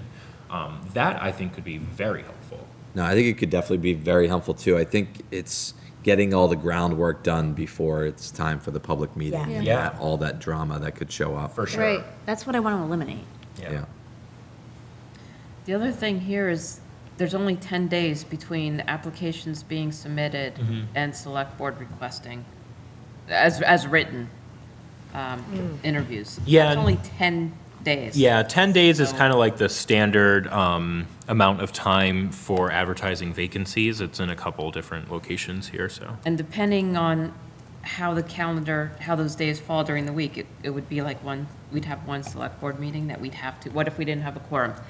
I'll tell you what, this May 15th date, Yeah. we were chasing folks. Yeah, we well were. after May 15th. Yeah, and I that don't- happens I don't every think year. I mean, Right. can we just loosen that up? Do we have to be so, Well, in this, like, if we going, don't hit that, right. I do think it's important to have hard deadlines for this because, of course, we're going to extend grace 9 times out of 10 when able. But at the same time, if we have a solid timeline here, it does, I think, help get the process going and getting people to actually send them in. I think for submission, yes. Mm-hmm. But if we're going to do appointments in the month of June, I mean, we kind of have to do it by the end of May. Yes. But to just call out May 25th specifically, why not just Prior to the end of May? prior to June? I don't know, Right. prior to, I mean, we could do it the first, if we have all month of June to do appointments, we could do it the third meeting in June and decide the first meeting. So wait, I just don't want to be so, are you talking specifically about the May this? 25th. Yes, select board members may also request before May 25th for all applicants to be identified to have scheduled interviews. Okay, yeah, for I this don't want one, to yeah, I restrict agree. it to before May 25th. Right, this isn't the applicant Just say may application also, may process. request for applicants to be identified. I mean, we already said that we're going to do appointments in June. Right. By the first and meeting in interviews June? Do you like by the first meeting I in June? don't think we have to say anything. I'm okay If with it's- removing the date, yeah, that's Yeah, fine. it's the meetings are going to happen in June. Yeah. We're going to have to do it before those meetings. It could be, do it the first week of June and interview the third week of June. I Mm-hmm. Right. just don't want to be so, Okay, Did we also say we were going to change that, not just say select board members, but by a vote of the select board? yes. yeah. So select board members, by a vote of the select board, may also request get rid of before May 25th for all applicants to an identified board or committee to have scheduled interviews. So I think that's good. Okay. Are you Wait, making the changes as we go or no? I have a list, Okay. so I will, yes. All right, so section 3, reappointments. Amanda, you were kind of going off of some of your thoughts on this one. Did you get through all of them already? Okay, so we can just read through this. Reappointments shall not be automatic. Instead, the select board will consider the applicant's contributions in the role into which they are seeking reappointment. As part of the annual appointment process, the town manager will ask incumbents whose terms will expire on June 30th to complete and return a reappointment application by May 15th. Shortly thereafter, the town manager's office will forward the reappointment application to the other members of the multi-member body to which an applicant is seeking reappointment, wherein said members may provide their review and response. The select board will review and consider such comments. All right, how do we feel about that? Go ahead. So, Yes. when I was doing the review of this, Yep. I did not hear it, but I heard it when you were reading it. We should be pretty clear about how that review goes by those other multi-member bodies, because you have a potential for a huge open meeting law violation here. Or also, like, that needs to be, if that, is it the chair alone? That's what I was Is it thinking. the collective of the board? Are they posting a meeting to discuss this? How does that Right. really happen? Yeah, I agree. And the first thing I thought, rewriting this, send it to the chair of the appointed board or committee, and maybe they add it to the agenda, invite them in. Maybe this is another way too, to help identify interest. Why don't you go to their meetings and like formally actually be on the agenda? But this Well, is this for is reappointment. reappointment. This It is is for- reappointment, so. Wait, hold on. Oh, so I'm So sorry, that's never right, so mind. reappointment, so we're gonna keep using the Conservation Commission. Yeah. So, you know, we're sending, Amanda's on the Conservation Commission, she's interested in reappointment. We're sending her application for reappointment to the commission. How is the commission providing feedback to the Okay, select board never on their mind. member? Yeah, that's completely different. I think Yeah, that seems like it could be very awkward.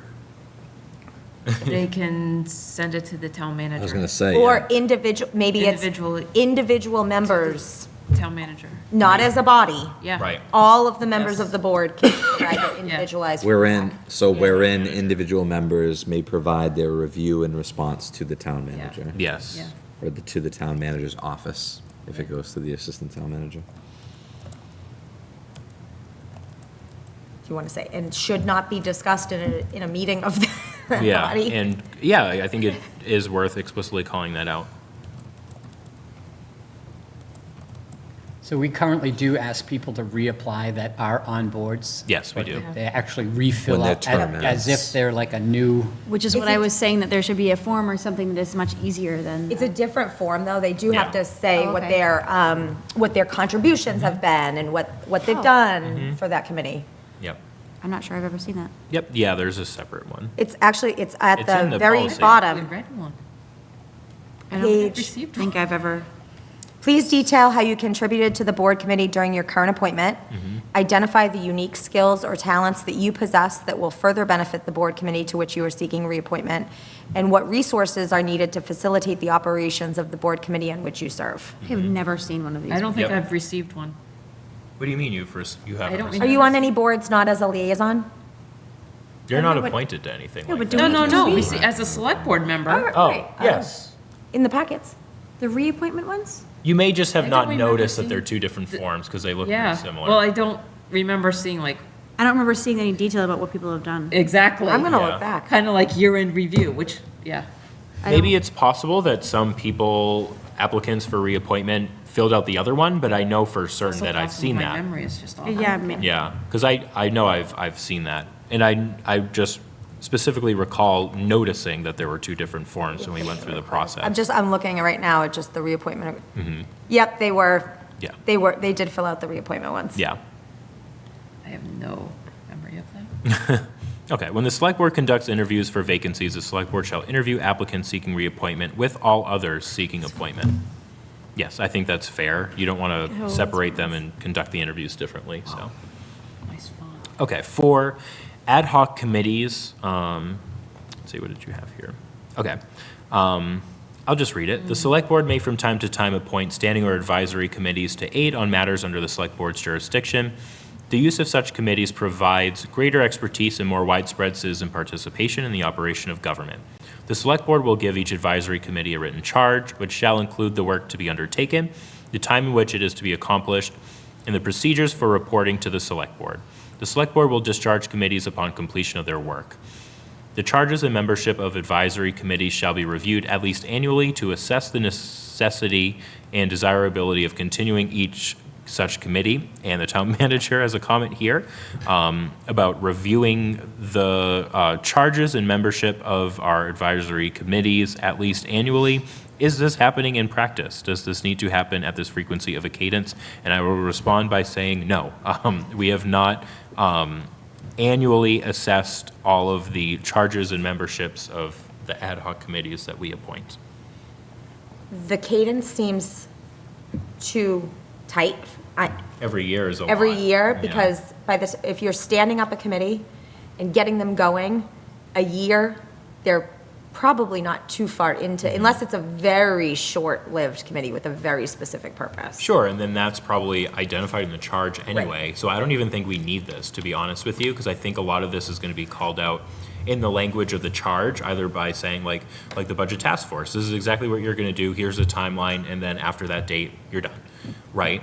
And there's nothing stopping the select board from requesting an update at No, any time. and we've done that. We've done that So- twice now, so, Yeah, I think the whole thing. yeah, I don't think we need that.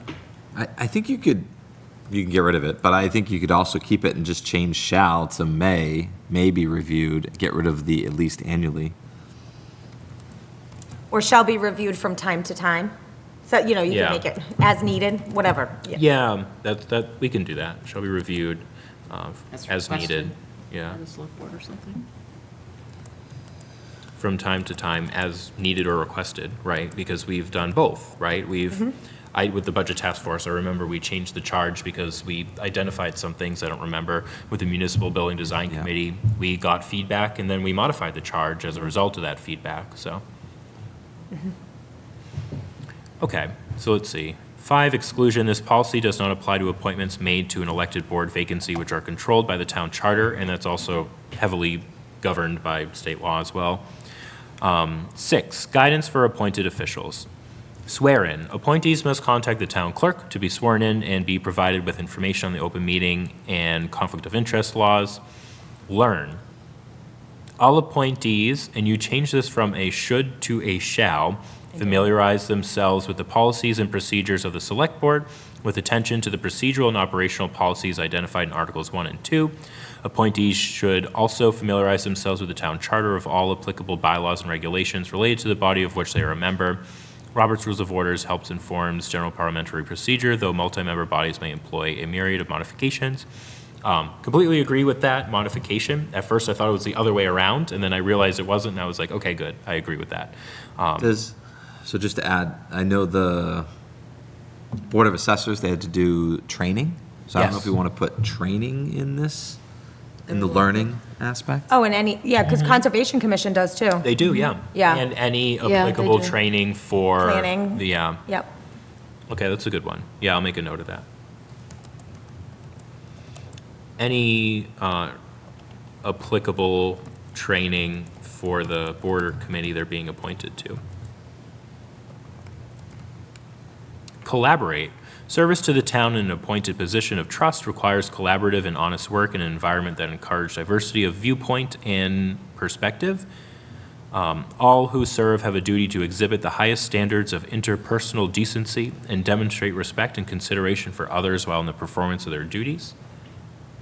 Agendas and minutes. All multi-member bodies appointed by the select board shall ensure that all agendas and minutes are submitted to the town clerk for posting on the town's website and comply with all other open meeting posting requirements. Bodies that require assistance with minute taking should contact the town manager's office for a staff assignment if available. Organization. Each multi-member body should establish written operating procedures and shall have an elected chair and may have other officers to facilitate meetings and the operations of the body. All written operating procedures and policies should be submitted to the select board at least 14 days prior to being in effect. Okay. Does that happen? No, and I can't think of any appointed committees that have Written operated? yeah, written operating procedures. It may be the case. If they do, it's been quite some time since they've been modified and submitted to the select board. What, yeah. I was wondering, instead of all, maybe any written operating procedures and policies should be submitted. Maybe it is all. Yeah, I think that would be better for the point that the sentence makes, right? So any written or operating procedures should be submitted.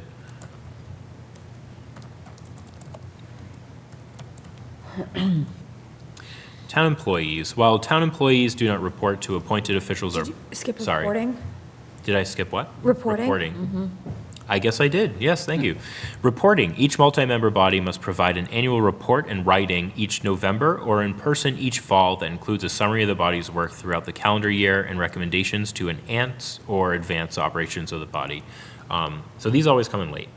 Well, it's not, Yeah. it's November's early. That's really what It it is. is. Okay. So, you know, the way that this works for the annual town report Mm-hmm. is the executive assistant solicits the reports to come in. Yep. Typically, they're coming in sometime in January. Yeah. So, you could just leave that, like, there could be a reason that you want to do it in November. There could be also a reason why somebody wants to get it out super early and have it done in advance and send the requests in September. So you may just want to say, as requested by the office of the select board. Okay. And Yeah, that's fine. instead of November. Yeah. I don't Are have an all issue with that. appointed bodies doing this? Yes. Uh-huh. Yep, and they are included in the town report. So what do we get rid of up here? Something about an annual report. Charges of membership. Oh, no, that was charges of membership of, Are you, oh, under the ad hoc that was ad committees? hoc, yeah, never mind, okay.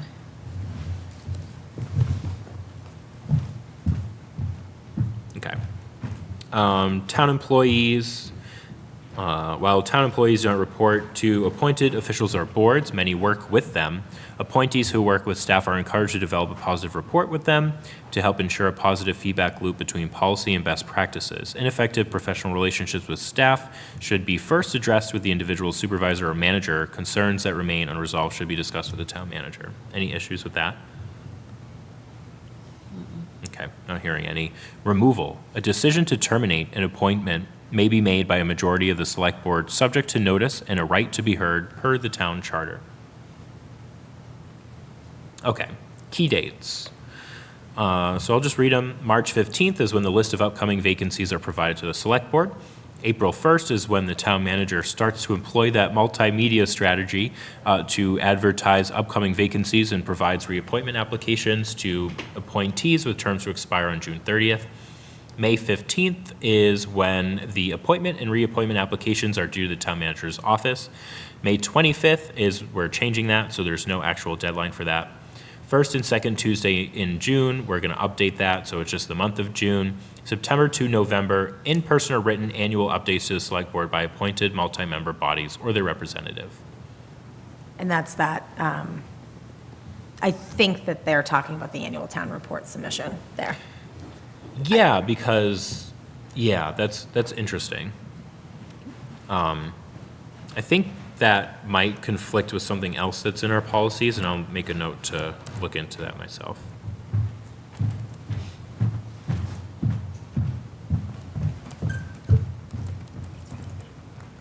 Okay, and I think that's pretty much it. We have the volunteer applications, which I guess we could also review and consider changing. I do like the idea of trying to digitize this, but we should have both. But if we want to update that, we can. So there's the appointment, there's the reappointment form, and that's the end of the policy. I think one of the things with the, not the reappointment form, but the volunteer application form, is folks fill out that first paragraph with, you know, their skill sets and their assets and what they're looking to bring, and then they check a bunch of stuff. Yeah.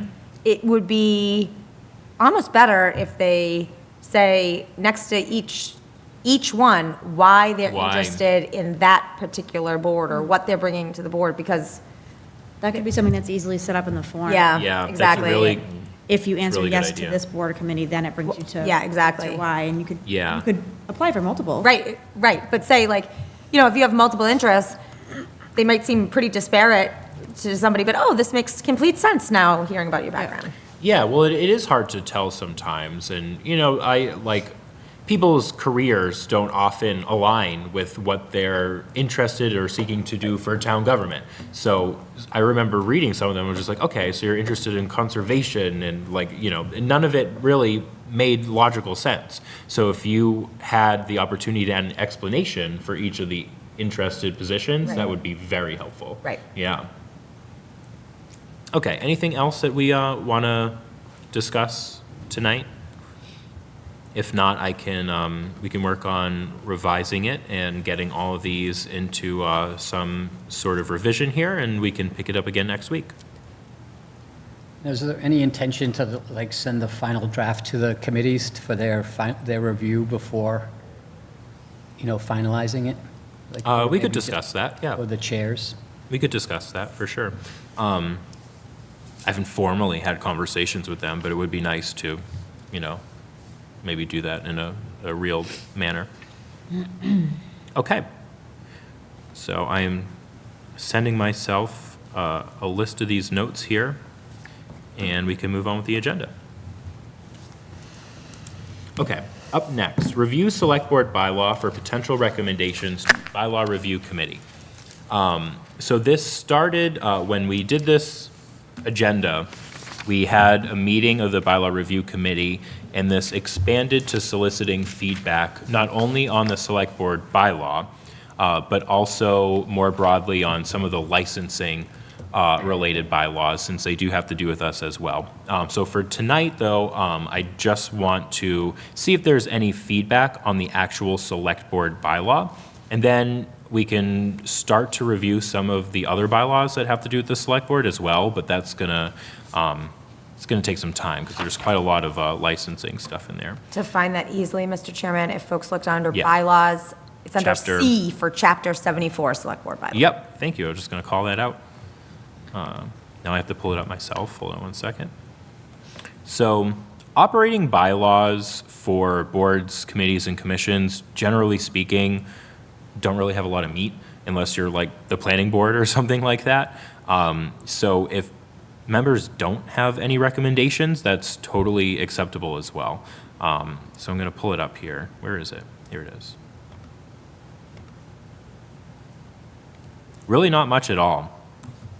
So general duties, the select board shall exercise a general supervision over all matters affecting the interests or welfare of the town.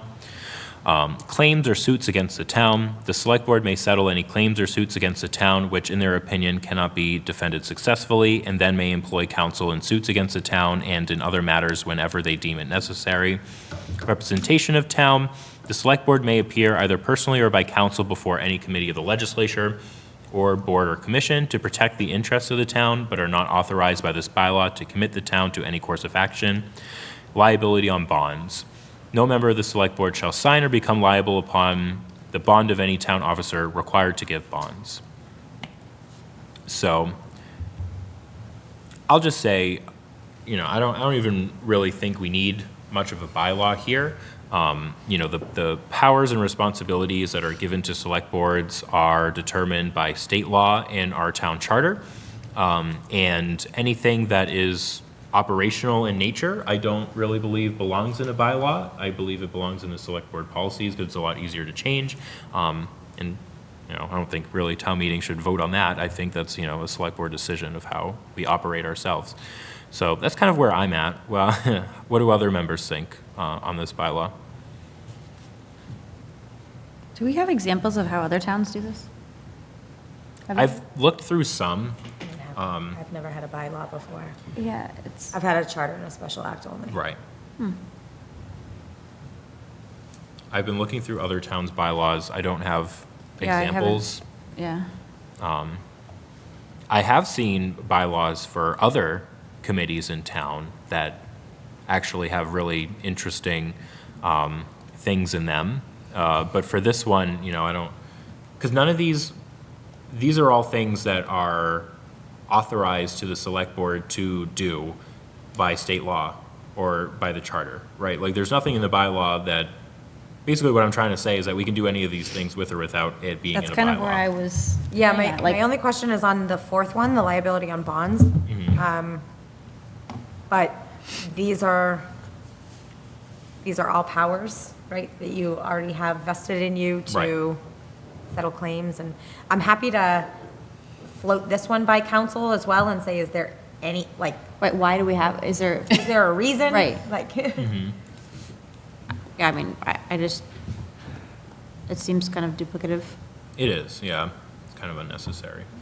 So, yeah, we could run it by him, be okay with it. We did also discuss this as a board a couple of years ago. We ended up deciding not to change it because we still wanted to have the framework of a select board bylaw if we ever wanted to add anything to it.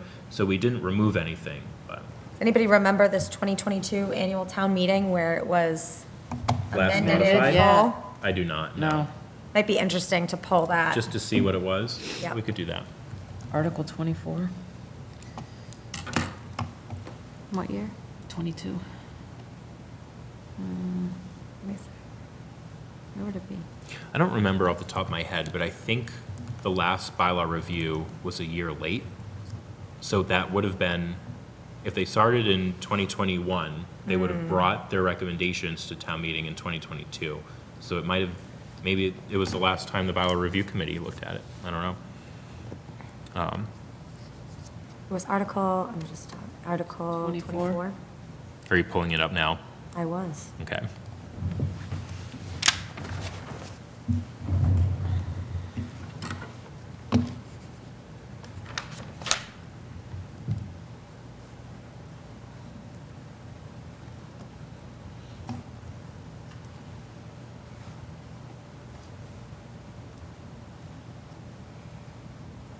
Oh, okay. So in 2022, it's when selectmen went to select board, Yeah, so it's the last bylaw, yeah, yeah. and that was the change. So that's why there was a complete repeal. It doesn't look like anything else Okay. changed. Yeah, so that's what it was. It was the last periodic review. Yeah, and so it's- All right, so think about this. Maybe we can run it by town council and just get his opinion on, how many towns actually have a select board bylaw and for what reasons? And then we can maybe make some recommendations based on that. Okay. Communications with boards, committees, and commissions. Renee, do you want me to just pass it over to you? Do you want to review this and maybe read the letter as it's currently written? Sure. Let me does everybody have these? Yes, everyone does have one in front of them. Amanda has a, Yep. should I print that one out? I don't think you have to print it. I think Okay. you good. Yeah, I think it's okay. Do you want to print it out? No, all right. All right, so where's my copy? So, Brian shared some edits. I don't know, does anyone, did you receive any others, or? Amanda has sent some. some at the Okay. beginning of this meeting, yeah. Are they in the folder or no? How No, that's why- how No. do Do we you want do me- this? Do you want me to print them? Or drop them in the Yeah. folder? Would probably be easier. Sure.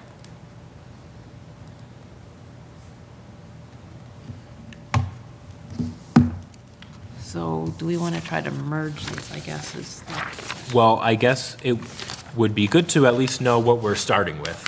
So maybe you can read that, and then, Amanda, I know you have kind of like your own sort of with recommendations. So if you wanted, you can just respond to the letter as Renee reads it. I I would just just, dropped it. okay. I don't really know how to handle it. I'm a little Got it. concerned, not concerned is not the right word. I was just thinking about tone and being Yeah, for sure. collaborative, as I was going through this. I would like it, I think it should be read, and, Okay. just to see where we're at, so. So let me try to read them with Brian's Okay, edits in here. Because I think that'll be easier too. And I think the message is still there. So, dear fellow tri-board members, the purpose of this letter is to strengthen communication within the tri-board to support clear budgeting, better coordination, and improve public trust. Effective collaboration is essential to our town's success. As we approach budget season, it is important that we have timely access to accurate information. Clear and consistent communication is vital to our collective decision-making, the integrity of our processes, and the trust of our community. The Select Board would like to address communication issues among our committees that became apparent leading up to last month's special town meeting. Information naturally evolves in the weeks preceding any town meeting, and the recent special town meeting was no exception, with details and motion language being finalized up until the meeting. While we all strive to provide information well in advance, circumstances may prevent us from meeting that ideal, making it challenging for everyone involved. In the weeks preceding the special town meeting, a substantial amount of information was distributed to us by the town manager through town email. However, statements made in public forums and discussions among committee members suggested that some members may not have seen these communications, creating the impression that information was not provided. The Select Board is also concerned that there may be an increasing reliance on social media platforms such as Facebook for updates and discussions. While such platforms can enhance community engagement, they are not official sources of information and may inadvertently contribute to the spread of inaccurate or incomplete details. To address these challenges, the Select Board supports the following measures and encourages all Tri-Board members to do the same. 1, monitor and respond to town email consistently. 2, utilize appointed liaisons as intended to coordinate information between committees. 3, review recordings of any missed meetings to remain fully informed. I think this would be 4, prioritize official town communication channels over social media for committee-related information. I think the next comment is redundant with the next sentence, so one of them would need to go, but basically just saying that the Select Board is looking for other committee members to share additional suggestions to enhance the transparency and collaboration. The Select Board remains committed to openness, transparency, collaboration, and effective governance. We value the efforts of every Tri-Board member and look forward to continued collaboration to best serve the residents of Lunenburg. So the red edits are new, Yeah, those were Brian's. Those are Brian's. okay. That's, I read the Oh, okay. red ones. because that probably would have changed my thoughts.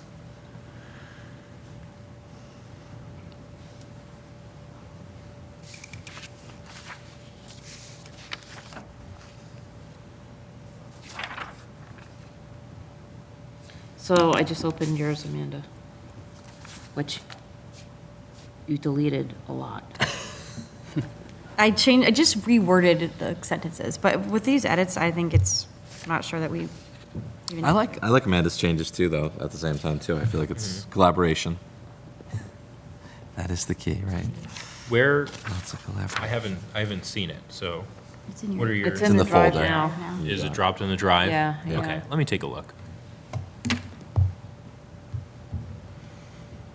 Yeah, my effort was more of rewording stuff, but I think deleting stuff could be beneficial, too.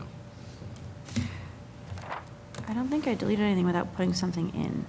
I tried to keep all the, I think I just reworded stuff. Oh, well, Looks like some, deletes, but yeah, all the edits are red, so You can see that I added the- stuff. some so I edits are basically just red and some are crossed out, so, Yeah. So crossed out would be stuff that was deleted. Yeah. And the that's red just the way is the track added. changes when yeah, yeah. happened. Oh, it just stayed red. You know what is easiest to do is just, oh, I don't want to do it. If you just accept all changes, then it's easier to, If Or- you do markup yeah. and then just do, But that, will it do it for everybody? no, do simple markup. Well, now you can't really see the, That No. didn't change yours, okay. no. Do you want to just go a paragraph at a time? I think we could. Effective collaboration is essential to our work as we enter budget season, when information becomes more complex and time-sensitive.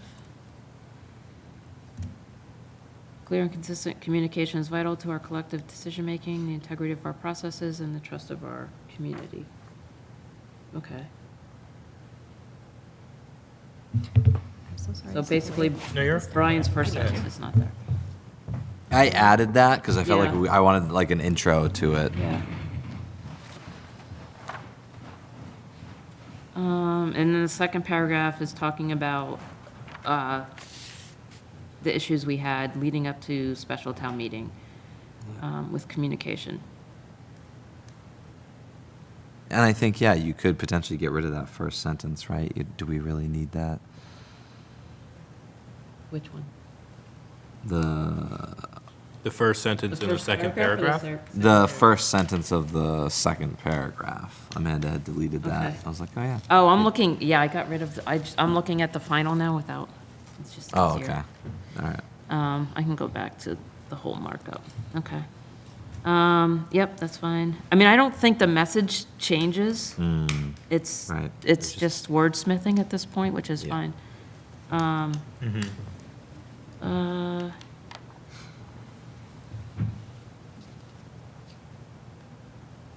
And, okay.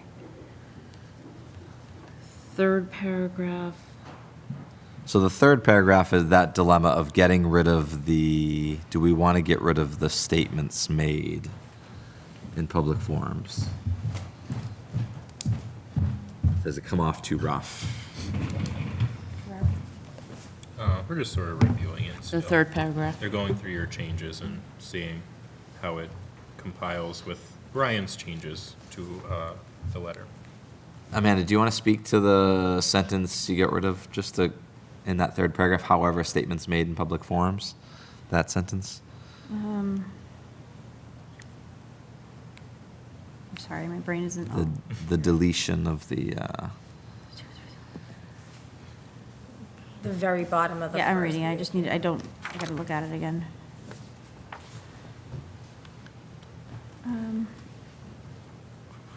Mr. Chair? I'm not, when would it be appropriate to mention that I'm not convinced sending a letter would be a great? I was going to ask that, because I want to have that conversation, but I was also letting.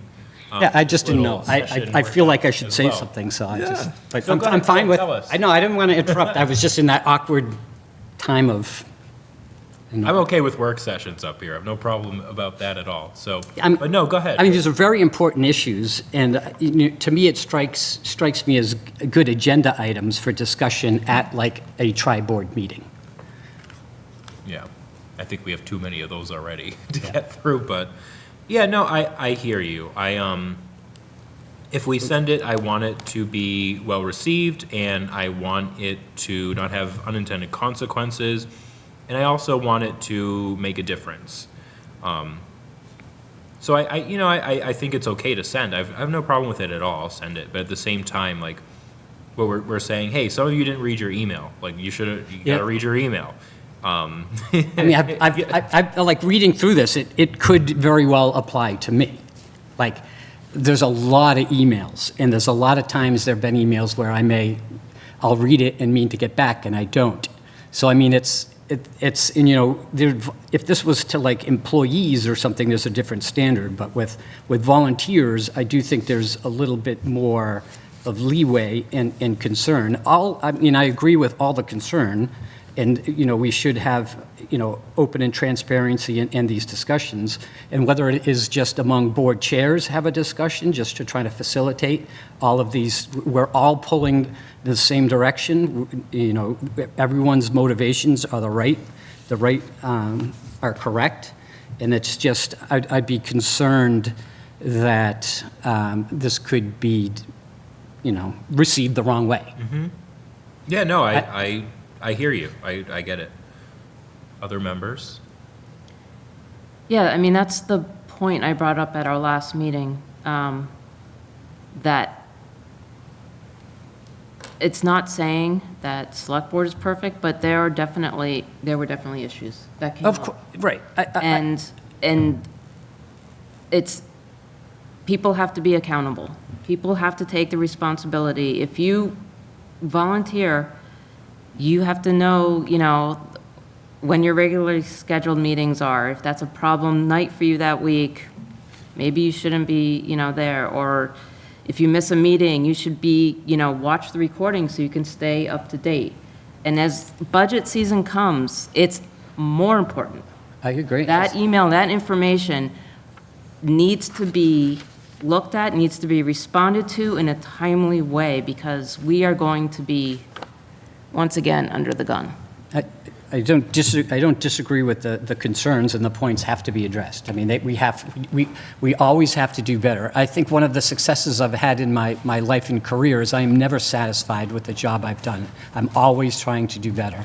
And I think we have to appreciate the fact that there's a ton of information that gets dumped. And, you know, I don't even want to get into the details of, say, like the 11 accounts for the water billing. I mean, that was so much information that came in so fast for a problem that had been going on for, I'm not even sure how many years, but the information dump there was just incredible.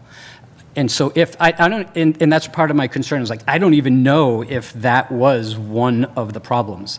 And I have no problem, and again, succeeding, I think, in my career is if I have a problem with somebody, I would address it to them specifically and bring them on board, advise them of how they're not meeting my expectations, and provide them the guidance and information to ensure that they meet what my expectations are in the future. And then maybe I would follow up with a general directive or email, kind of trying to, send a message to everybody else so they know that the individual I had concern with was addressed, and that, we're all working towards a common goal, and that, like, specifically, like, nobody is in trouble and no one did something wrong, but they simply needed to do better. They're doing good, we need to do better. And we always need to do better. And we will, and this whole process is very difficult, it is very cumbersome, and we have to embrace that and acknowledge that and realize that it's frustrating. So, I think Go I do want to address this, because I think very specifically, there was a lot of information specifically before the Finance Committee public hearing that we heard criticism about, including that I was not going to be present. And that I have not watched that meeting. Then when I received no questions, not a single question back from the incredible amount of information that was transmitted almost a week before that public hearing, the following Tuesday, I reached out again. Holiday. Heard nothing. My understanding of what happened in that public hearing is that people were not aware at all that I wasn't even going to be there. Never mind the depth of what was transmitted. So that's tough to have a public hearing where there's, the Finance Committee is expecting to have the town manager there or somebody there, and I'm expecting that if that was the expectation, it would have been specific, hey, Jen, you're not going to be there. We cannot. This does not have to be the way, but we cannot go into the budget season where 100% of the information that is being relayed is in live feeds. I don't want to come to this select board without you having, or anybody, without you having at least review the topics, review the information. Now, I'm not expecting full deep dives into every bit of minutia, absolutely not. But let's just say I wasn't out of town for a wedding that day. Was the expectation that all of the information was going to be relayed in live time and that there would be live feedback and weighing in at that hearing? I mean, that's specific to call the spade, that's what we're talking about. And that's very helpful. Thank you for that. It's very helpful. And that's kind of my point. Like, I didn't know that from reading this. Like, I could have been part of that, and I would not have got that from this. It identifies absolute issues, and, like I said, it's generally, of course, we have to do what we do better all the time. Mm-hmm. And we could have done, in my opinion, as a board, and I know it's on the agenda item, we could have done better leading up to town meeting. I still give us like an 80. I mean, I'm just saying, we could have done a lot of things better. I'm not mad, I'm not angry, I'm not embarrassed, but we can do things better. And if someone sent me a letter saying, hey, you guys really did, I'd be like, yeah, I did. We could have done a lot better, but we did good. So now that we know what we're really trying to address here, do we think that the best way to handle this is sending the letter to the entirety of the tri-board? Well, sorry. No, go ahead. I want your opinion too. that wasn't the only situation. Right, of I course, gave a public, of course. I gave a public comment last week about a similar situation with town meeting, where Fair there enough. was Fair enough. specific feedback requested, and then blamed at town meeting for not requesting specific feedback. And you're talking about the. Kids Kingdom. Right, and that, it's just a mistake, it's just, I don't sense any maliciousness. and None it did- whatsoever. And it affected None. me. I literally was like, oh my God, how did we do that? But once I realized, once the record was corrected, I'm fine with it. I have no issue whatsoever, none. I know it's personal for you, it's It's not- frustrating. It's not personal for me. It's, my expectation is that first of all, there's a purpose for having a public hearing. Okay? The purpose is so that there can be an opportunity for the public to come and dialogue in advance of town meeting, to ask the questions, to raise things that perhaps people weren't considering. I know there's one member of the public that comes to many of the public hearings, and that member of the public says things, and I say, I didn't know about that. It's very helpful to hear that before town meeting. Yeah. But they're also advisory to town meeting. It's a huge critical role. And so it's not the amount of information that was transmitted. And I recognize water billing, listen, that was happening as fast to Oh, us yeah. as it was happening to everybody else. Understood. Water billing aside, there was a lot of information that was transmitted. For example, they had complete drafts of the motions. All of the motion sheets that you all had, they had those. We don't have the numbers for this. We don't know how much this is. Yes, the details are in the motions. It's in the motions. We were upset that nobody was there. Well, let me know that you needed people to come to speak to these articles. I would have happily sent emissaries. We can't, this is going to be an incredibly difficult budget year based on money alone. Add to that we have no finance director. At this point, I would be surprised if I'm not going it alone all the way till May. Frankly, I need the assistance of this board. I need the assistance of the Finance Committee. I need the assistance of the Capital Planning Committee. I need the assistance of the School Committee. We all, to your point, need to be rowing together. How do we get there? Maybe it doesn't come across in a letter, but maybe it is Right. agenda item on the tri-board meeting and a discussion there. Well, that has the opportunity to devolve, and I think maybe sending a communication that addresses it might be a little better, in my opinion, because I don't know how I feel about adding that as an agenda item to a tri-board meeting, to be honest with you. I think I'm looking for everyone to commit, Yeah. to putting in the effort and, commit to budget season and everything that goes with it. I mean, I'm all for sending it. Let's send it, and you know what? I let this conversation go on because I wanted it to happen, and now we know exactly what we're addressing, and people can react however they would like. I mean, So- it very much like this. I don't want this to make things worse. Right. Right? I don't either. No one does. No one does. But people feel compelled to address it, and I'm more than happy to support that because I think it needs to be addressed too. I think so I said last week, written word, tone. Absolutely. Is hard to, so, and that's important, and that's why I suggested, reading it at Brian's liaison, I'm liaison for the other tri-board committees. But I also think it's important to have it out in the public, because I think that the select board was, was painted sometimes in a light of not being collaborative and not being open and transparent. Right. And When in my we opinion, we've were. been very collaborative this year. So, So I'm also, very sensitive to what is out there in the public. That's why I brought in social media. Because I can tell that some people are getting their information from Facebook and not from these meetings. I mean, and that's one of the areas that I have a lot of concern with is, addressing what people are saying on Facebook and social media. Like, I don't. well, I don't know if that's exactly how it's captured. I'm just gonna. So here's on the day of the hearing or the day prior to the hearing, yeah, there was a Facebook post to the community with the updates on 2 articles. It was like the 2 SAP articles.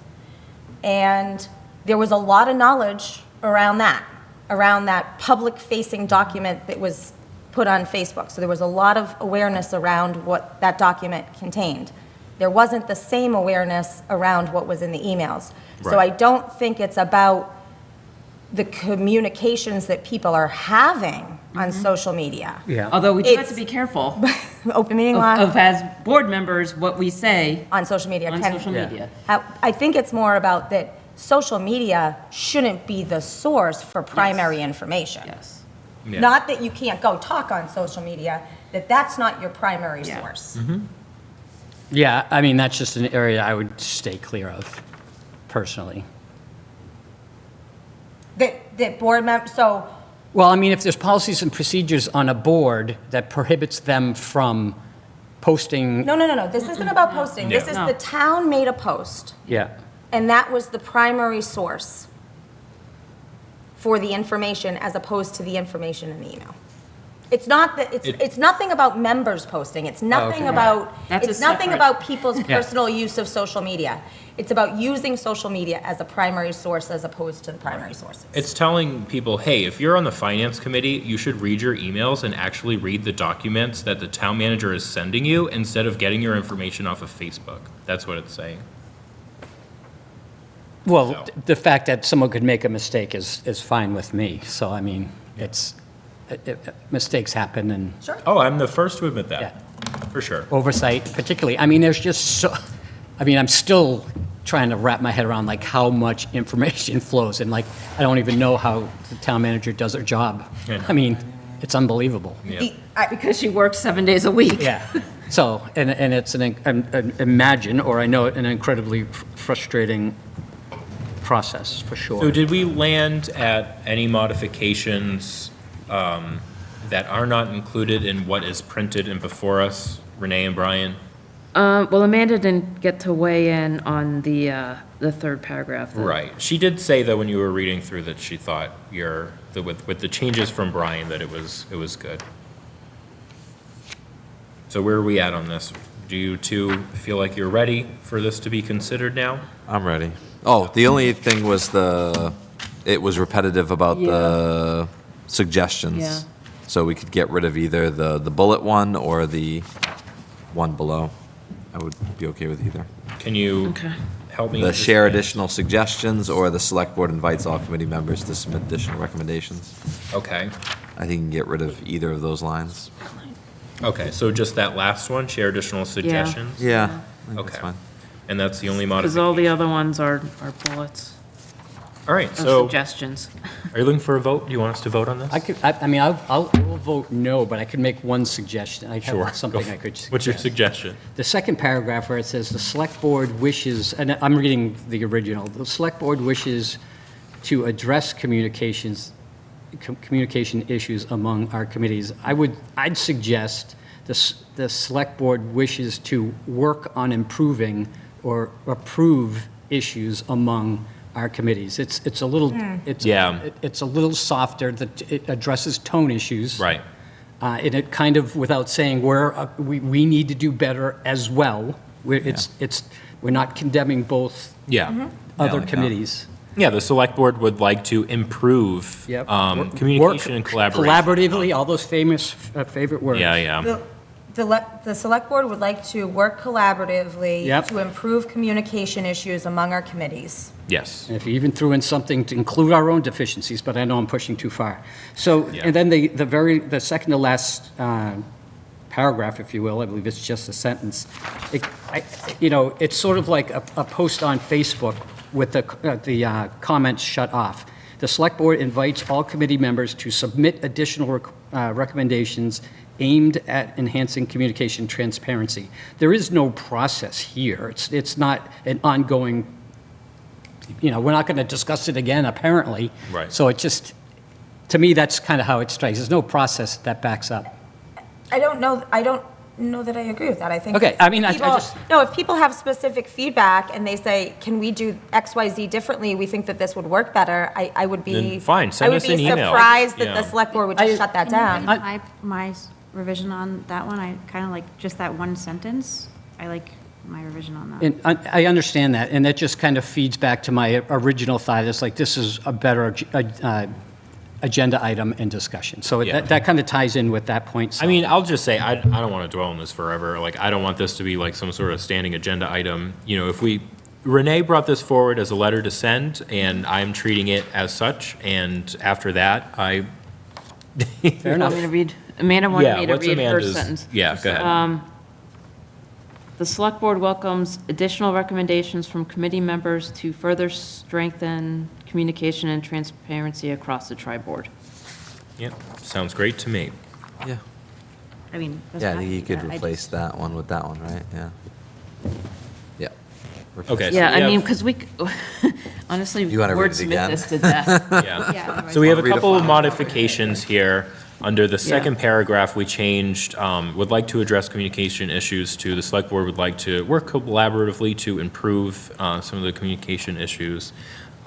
We striked this sentence after the bullet point, share additional suggestions to enhance transparency and collaboration. And then we included Amanda's Yep. revision. So those are the three modifications Yeah. it appears that we have. Yeah. Okay. So do we want a motion? Is there a motion to approve the letter and authorize the town manager? Do you want to send it on behalf of the select board, or how, do you want me to send it? Who do you? I think that the suggestion that it be brought by the liaisons By the is- liaisons? is- Oh, okay. Can you do that? Are you- So remind us what the Just gotta go to suggestion the here was. school committee meeting. That'll be. To send it and then follow up by the Both. liaison, right. That'll be on the Liaisons. 17th. Okay. Like, we could read it at public comment, or. Okay. I don't think they always have a standing agenda item for a communicate, or we can ask the chairs to put I'm it on. pretty sure they'll let me talk. Yeah. No, they'll Just let- go and make a public comment. All right, so I will move to approve the letter as before us tonight with those three modifications that we've discussed, and authorize the liaisons of the Finance Committee and School Committee to read the letter and present it on behalf of the entire Select Board. Second. Any Oh. additional? And am I sending it as well? Or just And then by sending it after, in case someone's not. sending it after? We can Okay. send it after. And authorizing the town manager to Okay. send it to all tri-board members on behalf of the Select Board. Okay. Yeah. Second. Any additional discussion? Those in favor say aye. Aye. Those opposed, no. No. The motion passes 4-1. All right. Yeah, I think the school committee will be the 17th. Yeah, I don't even know the next FinCom meeting. Probably not. Probably not, For- probably tri-board. Probably for January, yeah. Okay, special town meeting I'll forget recap. by then. So I added this to the agenda so we could just have a discussion about any loose ends, whether that's related to warrant articles, anything related to town meeting. So anything that members want to talk about tonight about town meeting? Was there Yeah. any feedback that came back? Just to apply for the water Yep. billing thing? Do we have a, did you, I think you already gave an update on what we're doing, but. Well, I don't know if I did give an update. So as part of the recap, Eric Kinscherf had to do some calculations on estimated revenue. So we're through that part. We have some issues now with Fitchburg, where even our most recent payments, not all of the payment was applied. So we're still trying to figure out some of that. But I think that at the next select board meeting, we should be able to have a more full update on the plans. We know we're going to need to do a rate increase. Yep. And I need to set up meetings with all the, or at least communicate with all 11 of the account holders about how it's going to go, and as well set up some meetings with Fitchburg folks. I thought that the recommendation that came from somebody on town meeting floor to reach out and see if Fitchburg would be amenable to pausing the interest was a great suggestion, so I'm certainly going to try to do that. But, so it's still working through the numbers with the consultant at this point. Okay. Thank you. Anything else? I think for Kids Kingdom, I wonder if we could set up a meeting with a member of the school committee, member of the See why? senior center, to have some discussions about their needs, I think it's important, I think, for the school committee to understand the needs of the senior center, but also the senior center to hear the concerns of the school committee too. To So- see if we're gonna progress, because I feel like I don't want to have this just sitting there. Like, the senior center does have needs. The school Yep. committee is going to be making decisions about their schools. So, Mr. Chairman, through you, I was initially going to send a communication, but when you asked for this to be on the agenda, I held off. But I was Yeah. initially going to send a communication to the school department essentially saying, the care, custody, control of Kids Kingdom is now truly the care, custody, and control of the school committee. So the repairs, anything that needs to happen, it's yours. I know that that's perhaps not the most diplomatic of approaches, so I wanted to kind of see where this board wanted to go on Kids Kingdom in general with this. I did talk to Chris Ruth. One of the things with this and why timing does matter, it wasn't critical. However, I'm not going to put an RFP on the street right now. So we have funding for design, for, to put out an RFP to get a designer to do some design work. If I don't have a clear scope of what that design can or cannot include, it doesn't make sense to put that RFP on the street at all. So really understanding, this is a small stamp on a large parcel. And what the thought is of retaining that small stamp is this, to preserve this from future development, if we keep this small parcel, to really understand what's driving that. Because I don't think it's about moving Kids Kingdom. I don't.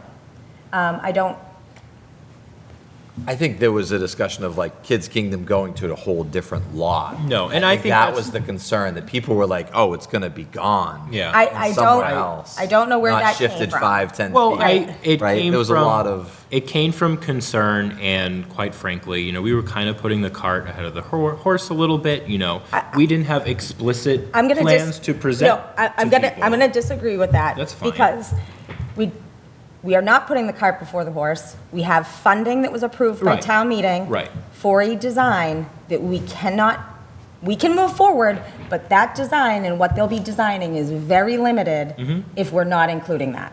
So knowing that didn't pass and that there's more discussion that needs to happen is actually holding back It what is. has been authorized, and may or may not, depending on how much longer it goes, that funding may or may not be appropriate still. Yeah. I worry that the school committee is not going to support anything until they actually see a design that says, okay, we're going to move it 5 feet versus Right. it's completely gone. And I think that's why having that design in the plan and being able to actually say, here's exactly where it potentially would be relocated to, and that gives people something to look at and to understand exactly what would happen. And I feel like that, We cannot be spending $25,000 to design something that will never be built. Oh, we've done Yeah. that. But we're done doing that, right?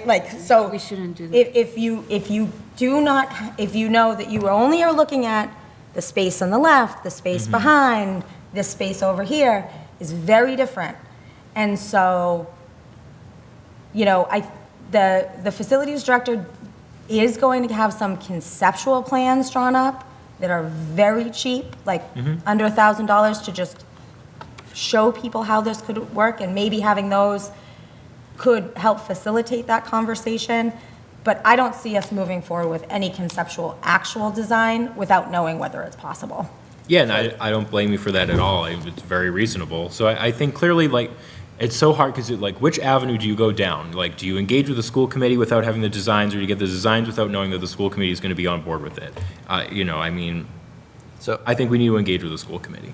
I think the first letter that you had mentioned was I don't think that makes sense. But I think the conversation that led after that, I think that makes more sense for a letter to the school committee, along with the idea of Chris Ruth can draft up an idea, rough sketch. Right.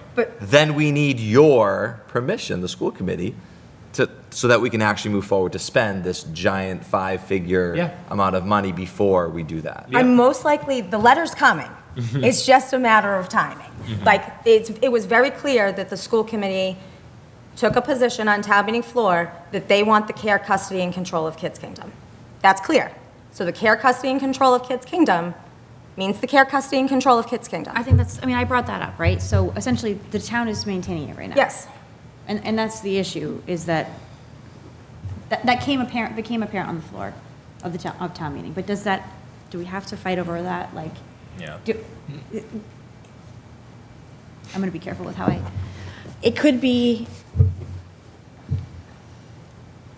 it's theirs, so it should be maintained by them. I just think that it should be,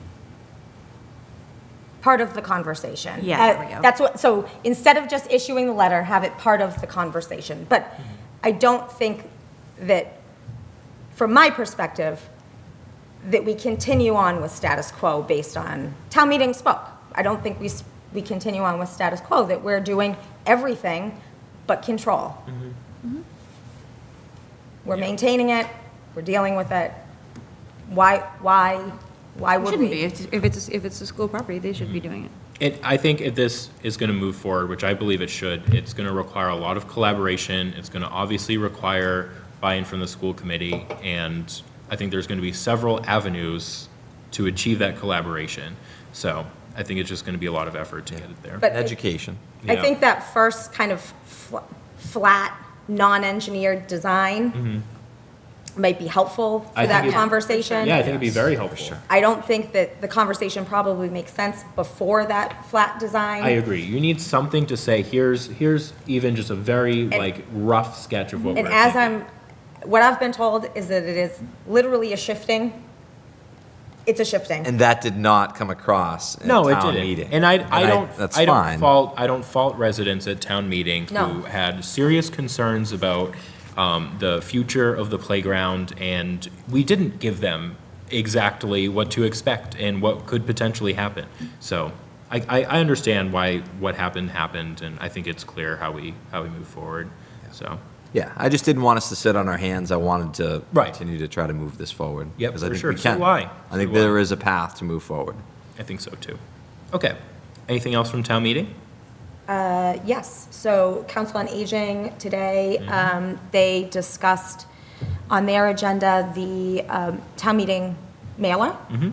And Lou Franco will be coming before this, or asking to come before this board to talk about some suggestions of how that article could be modified to make it more palatable. Did he mention what he believed that to be in the meeting? Yes, so essentially that,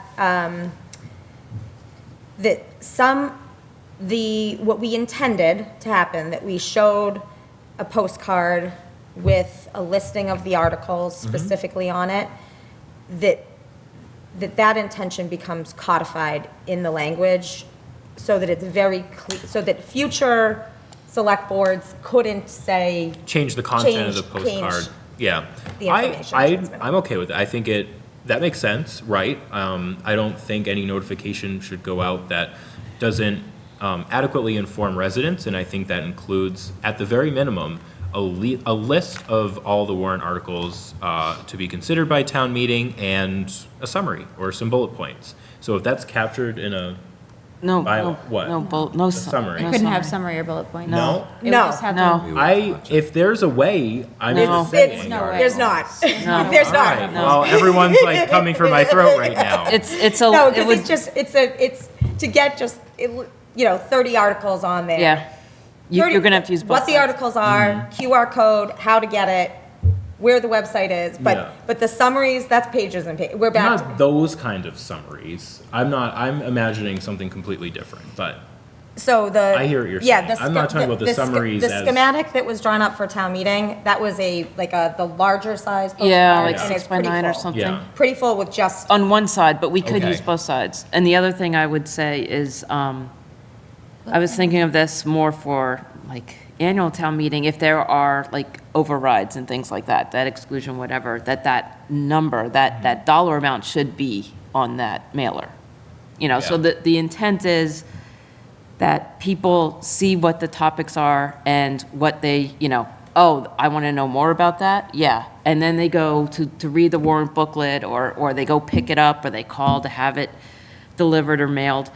My only other comment is, we could have done this on the floor of town meeting. Well, So that is. I the- agree with you 100%. I am very disappointed that the motion to pass over was made so quickly, because these are the types of discussions that town meeting is for.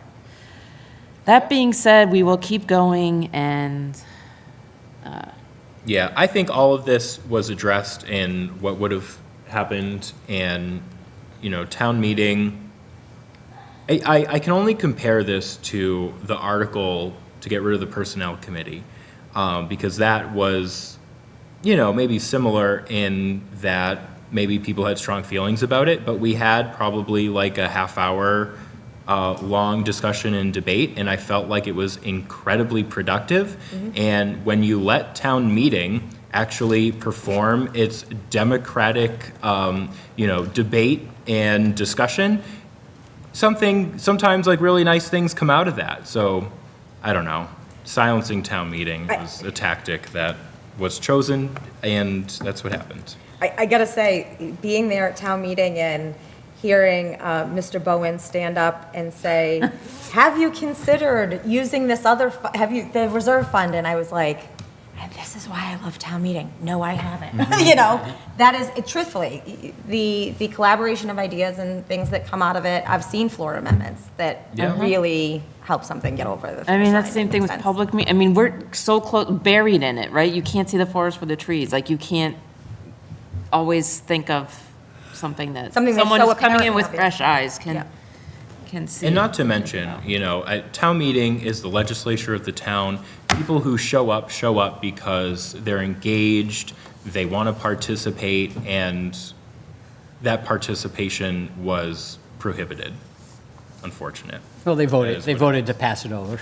Yeah, fair Voice- enough. The voice was heard. Well, I heard other voices as well, so, So, and I do think that's one of the issues where I do think we could have done better. We did good, we did fine. agree. I'm not criticizing us per se, but we could have probably had more of those conversations prior to town meeting, because it was something that I was, I like getting it in the mail, but, your line where we send out 4,000 and 200 people show up at town meeting, it's hard to push back again. So it's a very necessary conversation, and it was just clear that, the town wanted to have more to say about it, and we need to do just that, and it's not a problem. We'll regroup, have those conversations, and we'll come to some kind of conclusion. yeah, and if there are folks who want to raise their concerns and have them addressed and, I guess, be a part of that process, that's fine too. There was a member of the public who did reach out to me after town meeting, volunteering their time to work with me on the Personnel Committee in particular. I did write back to them saying that, this is not something that I'm going to be working on between now and May town meeting personally. That the most pressing things got taken care of in Article 16, Right. and that was the most important, but that I'd be happy to sit down and share my thoughts, and would offer their name to this board tonight if they wanted me to, but I haven't heard back. So, but there's potential that there's somebody in the public that's very interested in helping along with the Personnel Committee article, should that one go on again. All right. And to the point of Mr. Franco's comments, it certainly wasn't even limited to that. It was just his showing his, willingness to embrace the issue, but it also was conversations relative to opting in or opting out. So the takeaway was, there's a lot more to be discussed. And it's not, it's not a simple fix, but, I have concerns with, the opt-in, opt-out being administratively burdensome on staff. That's how many we received. Yeah, So when we did this in another community, yeah, 0. right. Well, My staffer said, this year, they've put the QR codes on.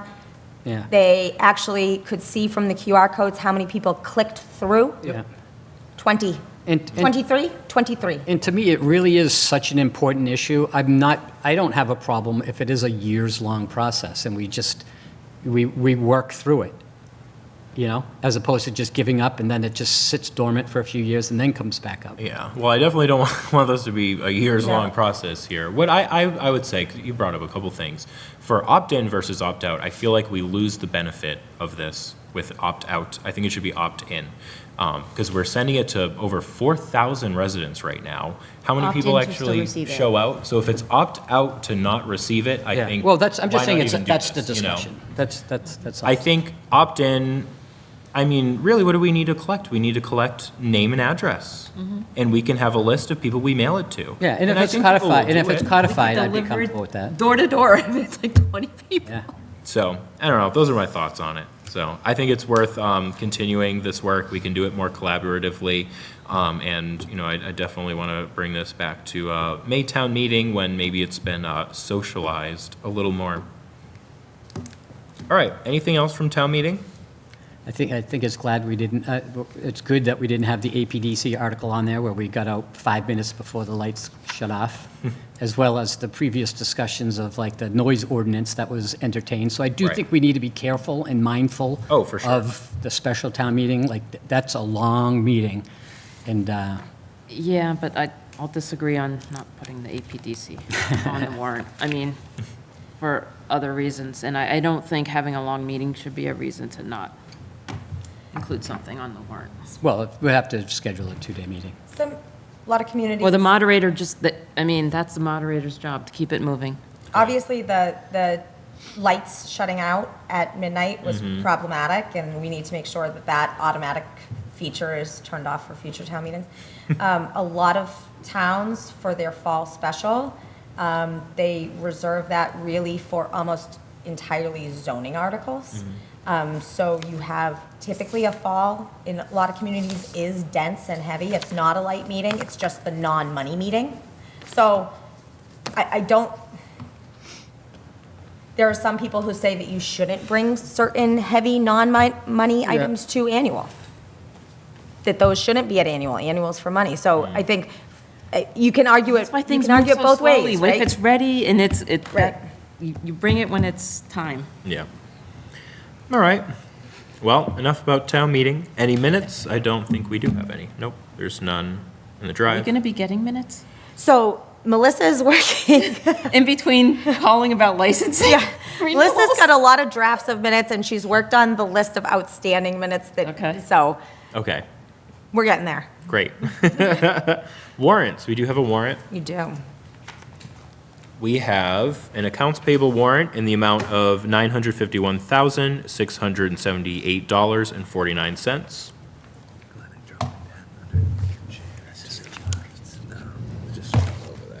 Slid like crazy. Thanks. Are there any action items tonight? Can we check about the heat schedule? In this building, to see if it's on the? It was really, it was working well before. It was working overly well. No, but Yeah. that happens at 8 PM. This is what happened Yeah, last year. it definitely No, turns this year, off at a it was certain better. time. It was. It was better. It was Yeah. better. Yeah. It's not as bad as it was last year, but Without that heater on? Anyway, that's just my. Do we know, or town manager, do you know if we will have a tri-board in December? I'm, Do you know yet? I'm trying. It's on. You want to? I really do, because we have some more budgets to go over. yeah, but they're all mine, right? That so I've had meetings with some of the department heads. I know I have a meeting tomorrow with the treasurer collector. We're close. Will we have people to attend? That's, I mean, it might be a skeleton crew. I mean, it's going to be right around the holidays. The issue with pushing into January is Yeah. that we're into the regular budget season then. Yeah. So some of the conversations that we want to start having around direction, yeah. we need to leave space for them. Yep. Yeah, So I if we agree. don't get this, I'm really trying to get it through in December, even if it's in that kind of dead week in between the holidays, Okay. TBD. But what I'm trying not to do is schedule a date around this very busy time and then cancel it. Yeah. Well, it's helpful to know that you're trying to get one in this month. Yep. All right, any other action items? Committee reports. I had EDC just before this meeting. Alls I would say is it was a very interesting meeting, and I'd encourage everyone to watch the first 45 minutes or so of it. They had a presentation from the North Central Mass Chamber of Commerce, and it was just very interesting. It was just amazing the amount of resources out there and the support that they offer to really all businesses, but certainly newer small businesses. And as you know, in terms of funds and loans, it's just a ton of information. So I'd recommend the public as well as the board members to watch the video. First 45 minutes or so. The rest is interesting as well, but that's the primary. I'll stop there. With all your committees. Well, Yes, yeah, I could keep going. Short week. No, it's late. She's like, no. Library is next week, but that is all I have. Board of Assessors met on December 3rd. They did have an executive session for the purpose of abatement and exemption, privacy. They did have their priority was to get the real estate and excise tax bills out on time. The billing file must be ready for bill printer by December 14th. And the assessor's office is going to perform final review before the mail. The tax classification hearing, they reminded that was the single residential one rate. They were awaiting department revenue at the time for approval. The forestry and chapter land issue, the property at 100 Hobbit Street, 44 acres, sold on October for $700,000. The town is pursuing rollback taxes retroactive up to 5 years, plus interest if land use changes. They're working on a website redesign for the assessor webpage redesign to improve navigation. January is expected to be busy with the first real estate bills, excise abatements, refunds, and incoming abatement exemption applications. Staff are going to prioritize timely bill mailing. Their next meeting is December 17th. If not, then if that gets canceled, they'll meet on January 7th. The school committee also met on December 3rd. They introduced Dr. Kimberly Safi, the Director of Teaching and Learning. They did approve a France and Switzerland student trip for 2027. Any volunteer chaperones? They need? The winter athletics is going to be next meeting, the report for that. They did have the first draft of the next year's school calendar with a first day of September 1st. They did have the LEAF, Lunenburg Education Foundation update, and they did a tri-board recap. They would like to see revenue discussions in the future, scheduled with the town, planning and potential override discussed.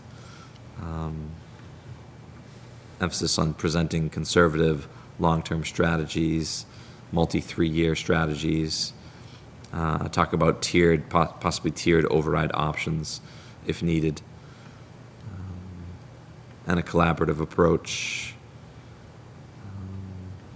They did have a concern about federal funding, the federal proposals. The superintendent mentioned that the Department of Education, if it's restructured, that could potentially risk funding declines if it's reallocated via the state formula. So that was a concern. And then they talked about Turkey Hill building and MSBA planning. And their recommendation was to prioritize doing necessary smaller projects now rather than deferring or incurring greater future costs, including accessibility in the planning. And that was it. Stormwater Task Force met last week, so because we got the funding at the special town meeting, we're now just waiting on signature. I don't know. That came in yet? No, from the vendor, from Weston and Sampson. And once the contract is all signed off, they'll begin working on updating the impervious area data, and we have a meeting in January. Okay. Bylaw Review Committee had a meeting last Thursday, and I just want to say that I have loved being a part of this group and these discussions we're having. It has really been a great experience and very productive. So we are pretty much wrapping up our preliminary review of the bylaws. We are trying to get feedback from boards, committees, and commissions, and we're starting to have the conversation about public engagement. So how does that outreach look like? How are we going to invite members of the public to come in to share their thoughts on our bylaws? Really trying to figure out what that looks like, because we want it to be very engaging with the public as well. But yeah, we're almost done with our preliminary review. I wouldn't say that there's like a long list of substantial changes that we have. It's more so minor, but we've had many conversations that I've found to be very productive, and they are moving along pretty well. Capital planning is meeting tomorrow. We have, the town manager already mentioned it, one more presentation, then after that we'll be done. And the Council on Aging met this morning. I was not there in person because I have a full-time job and I could not make it. However, I have spoken to several people and I heard all about it. It sounds like there was a lot of discussion on the assistant director position. They talked about Article 12, and there's a lot going on, a lot of efforts going on, all good. All right, upcoming meetings. We have a meeting on December 16th, next Tuesday. Public comment. Is there any public comment from the public? Not seeing anyone in the room. Anyone on Zoom? All right, not seeing anyone on Zoom either.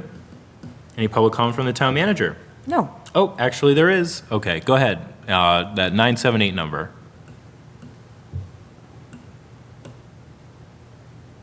Hi, this is Ron Delicio. Can you hear me?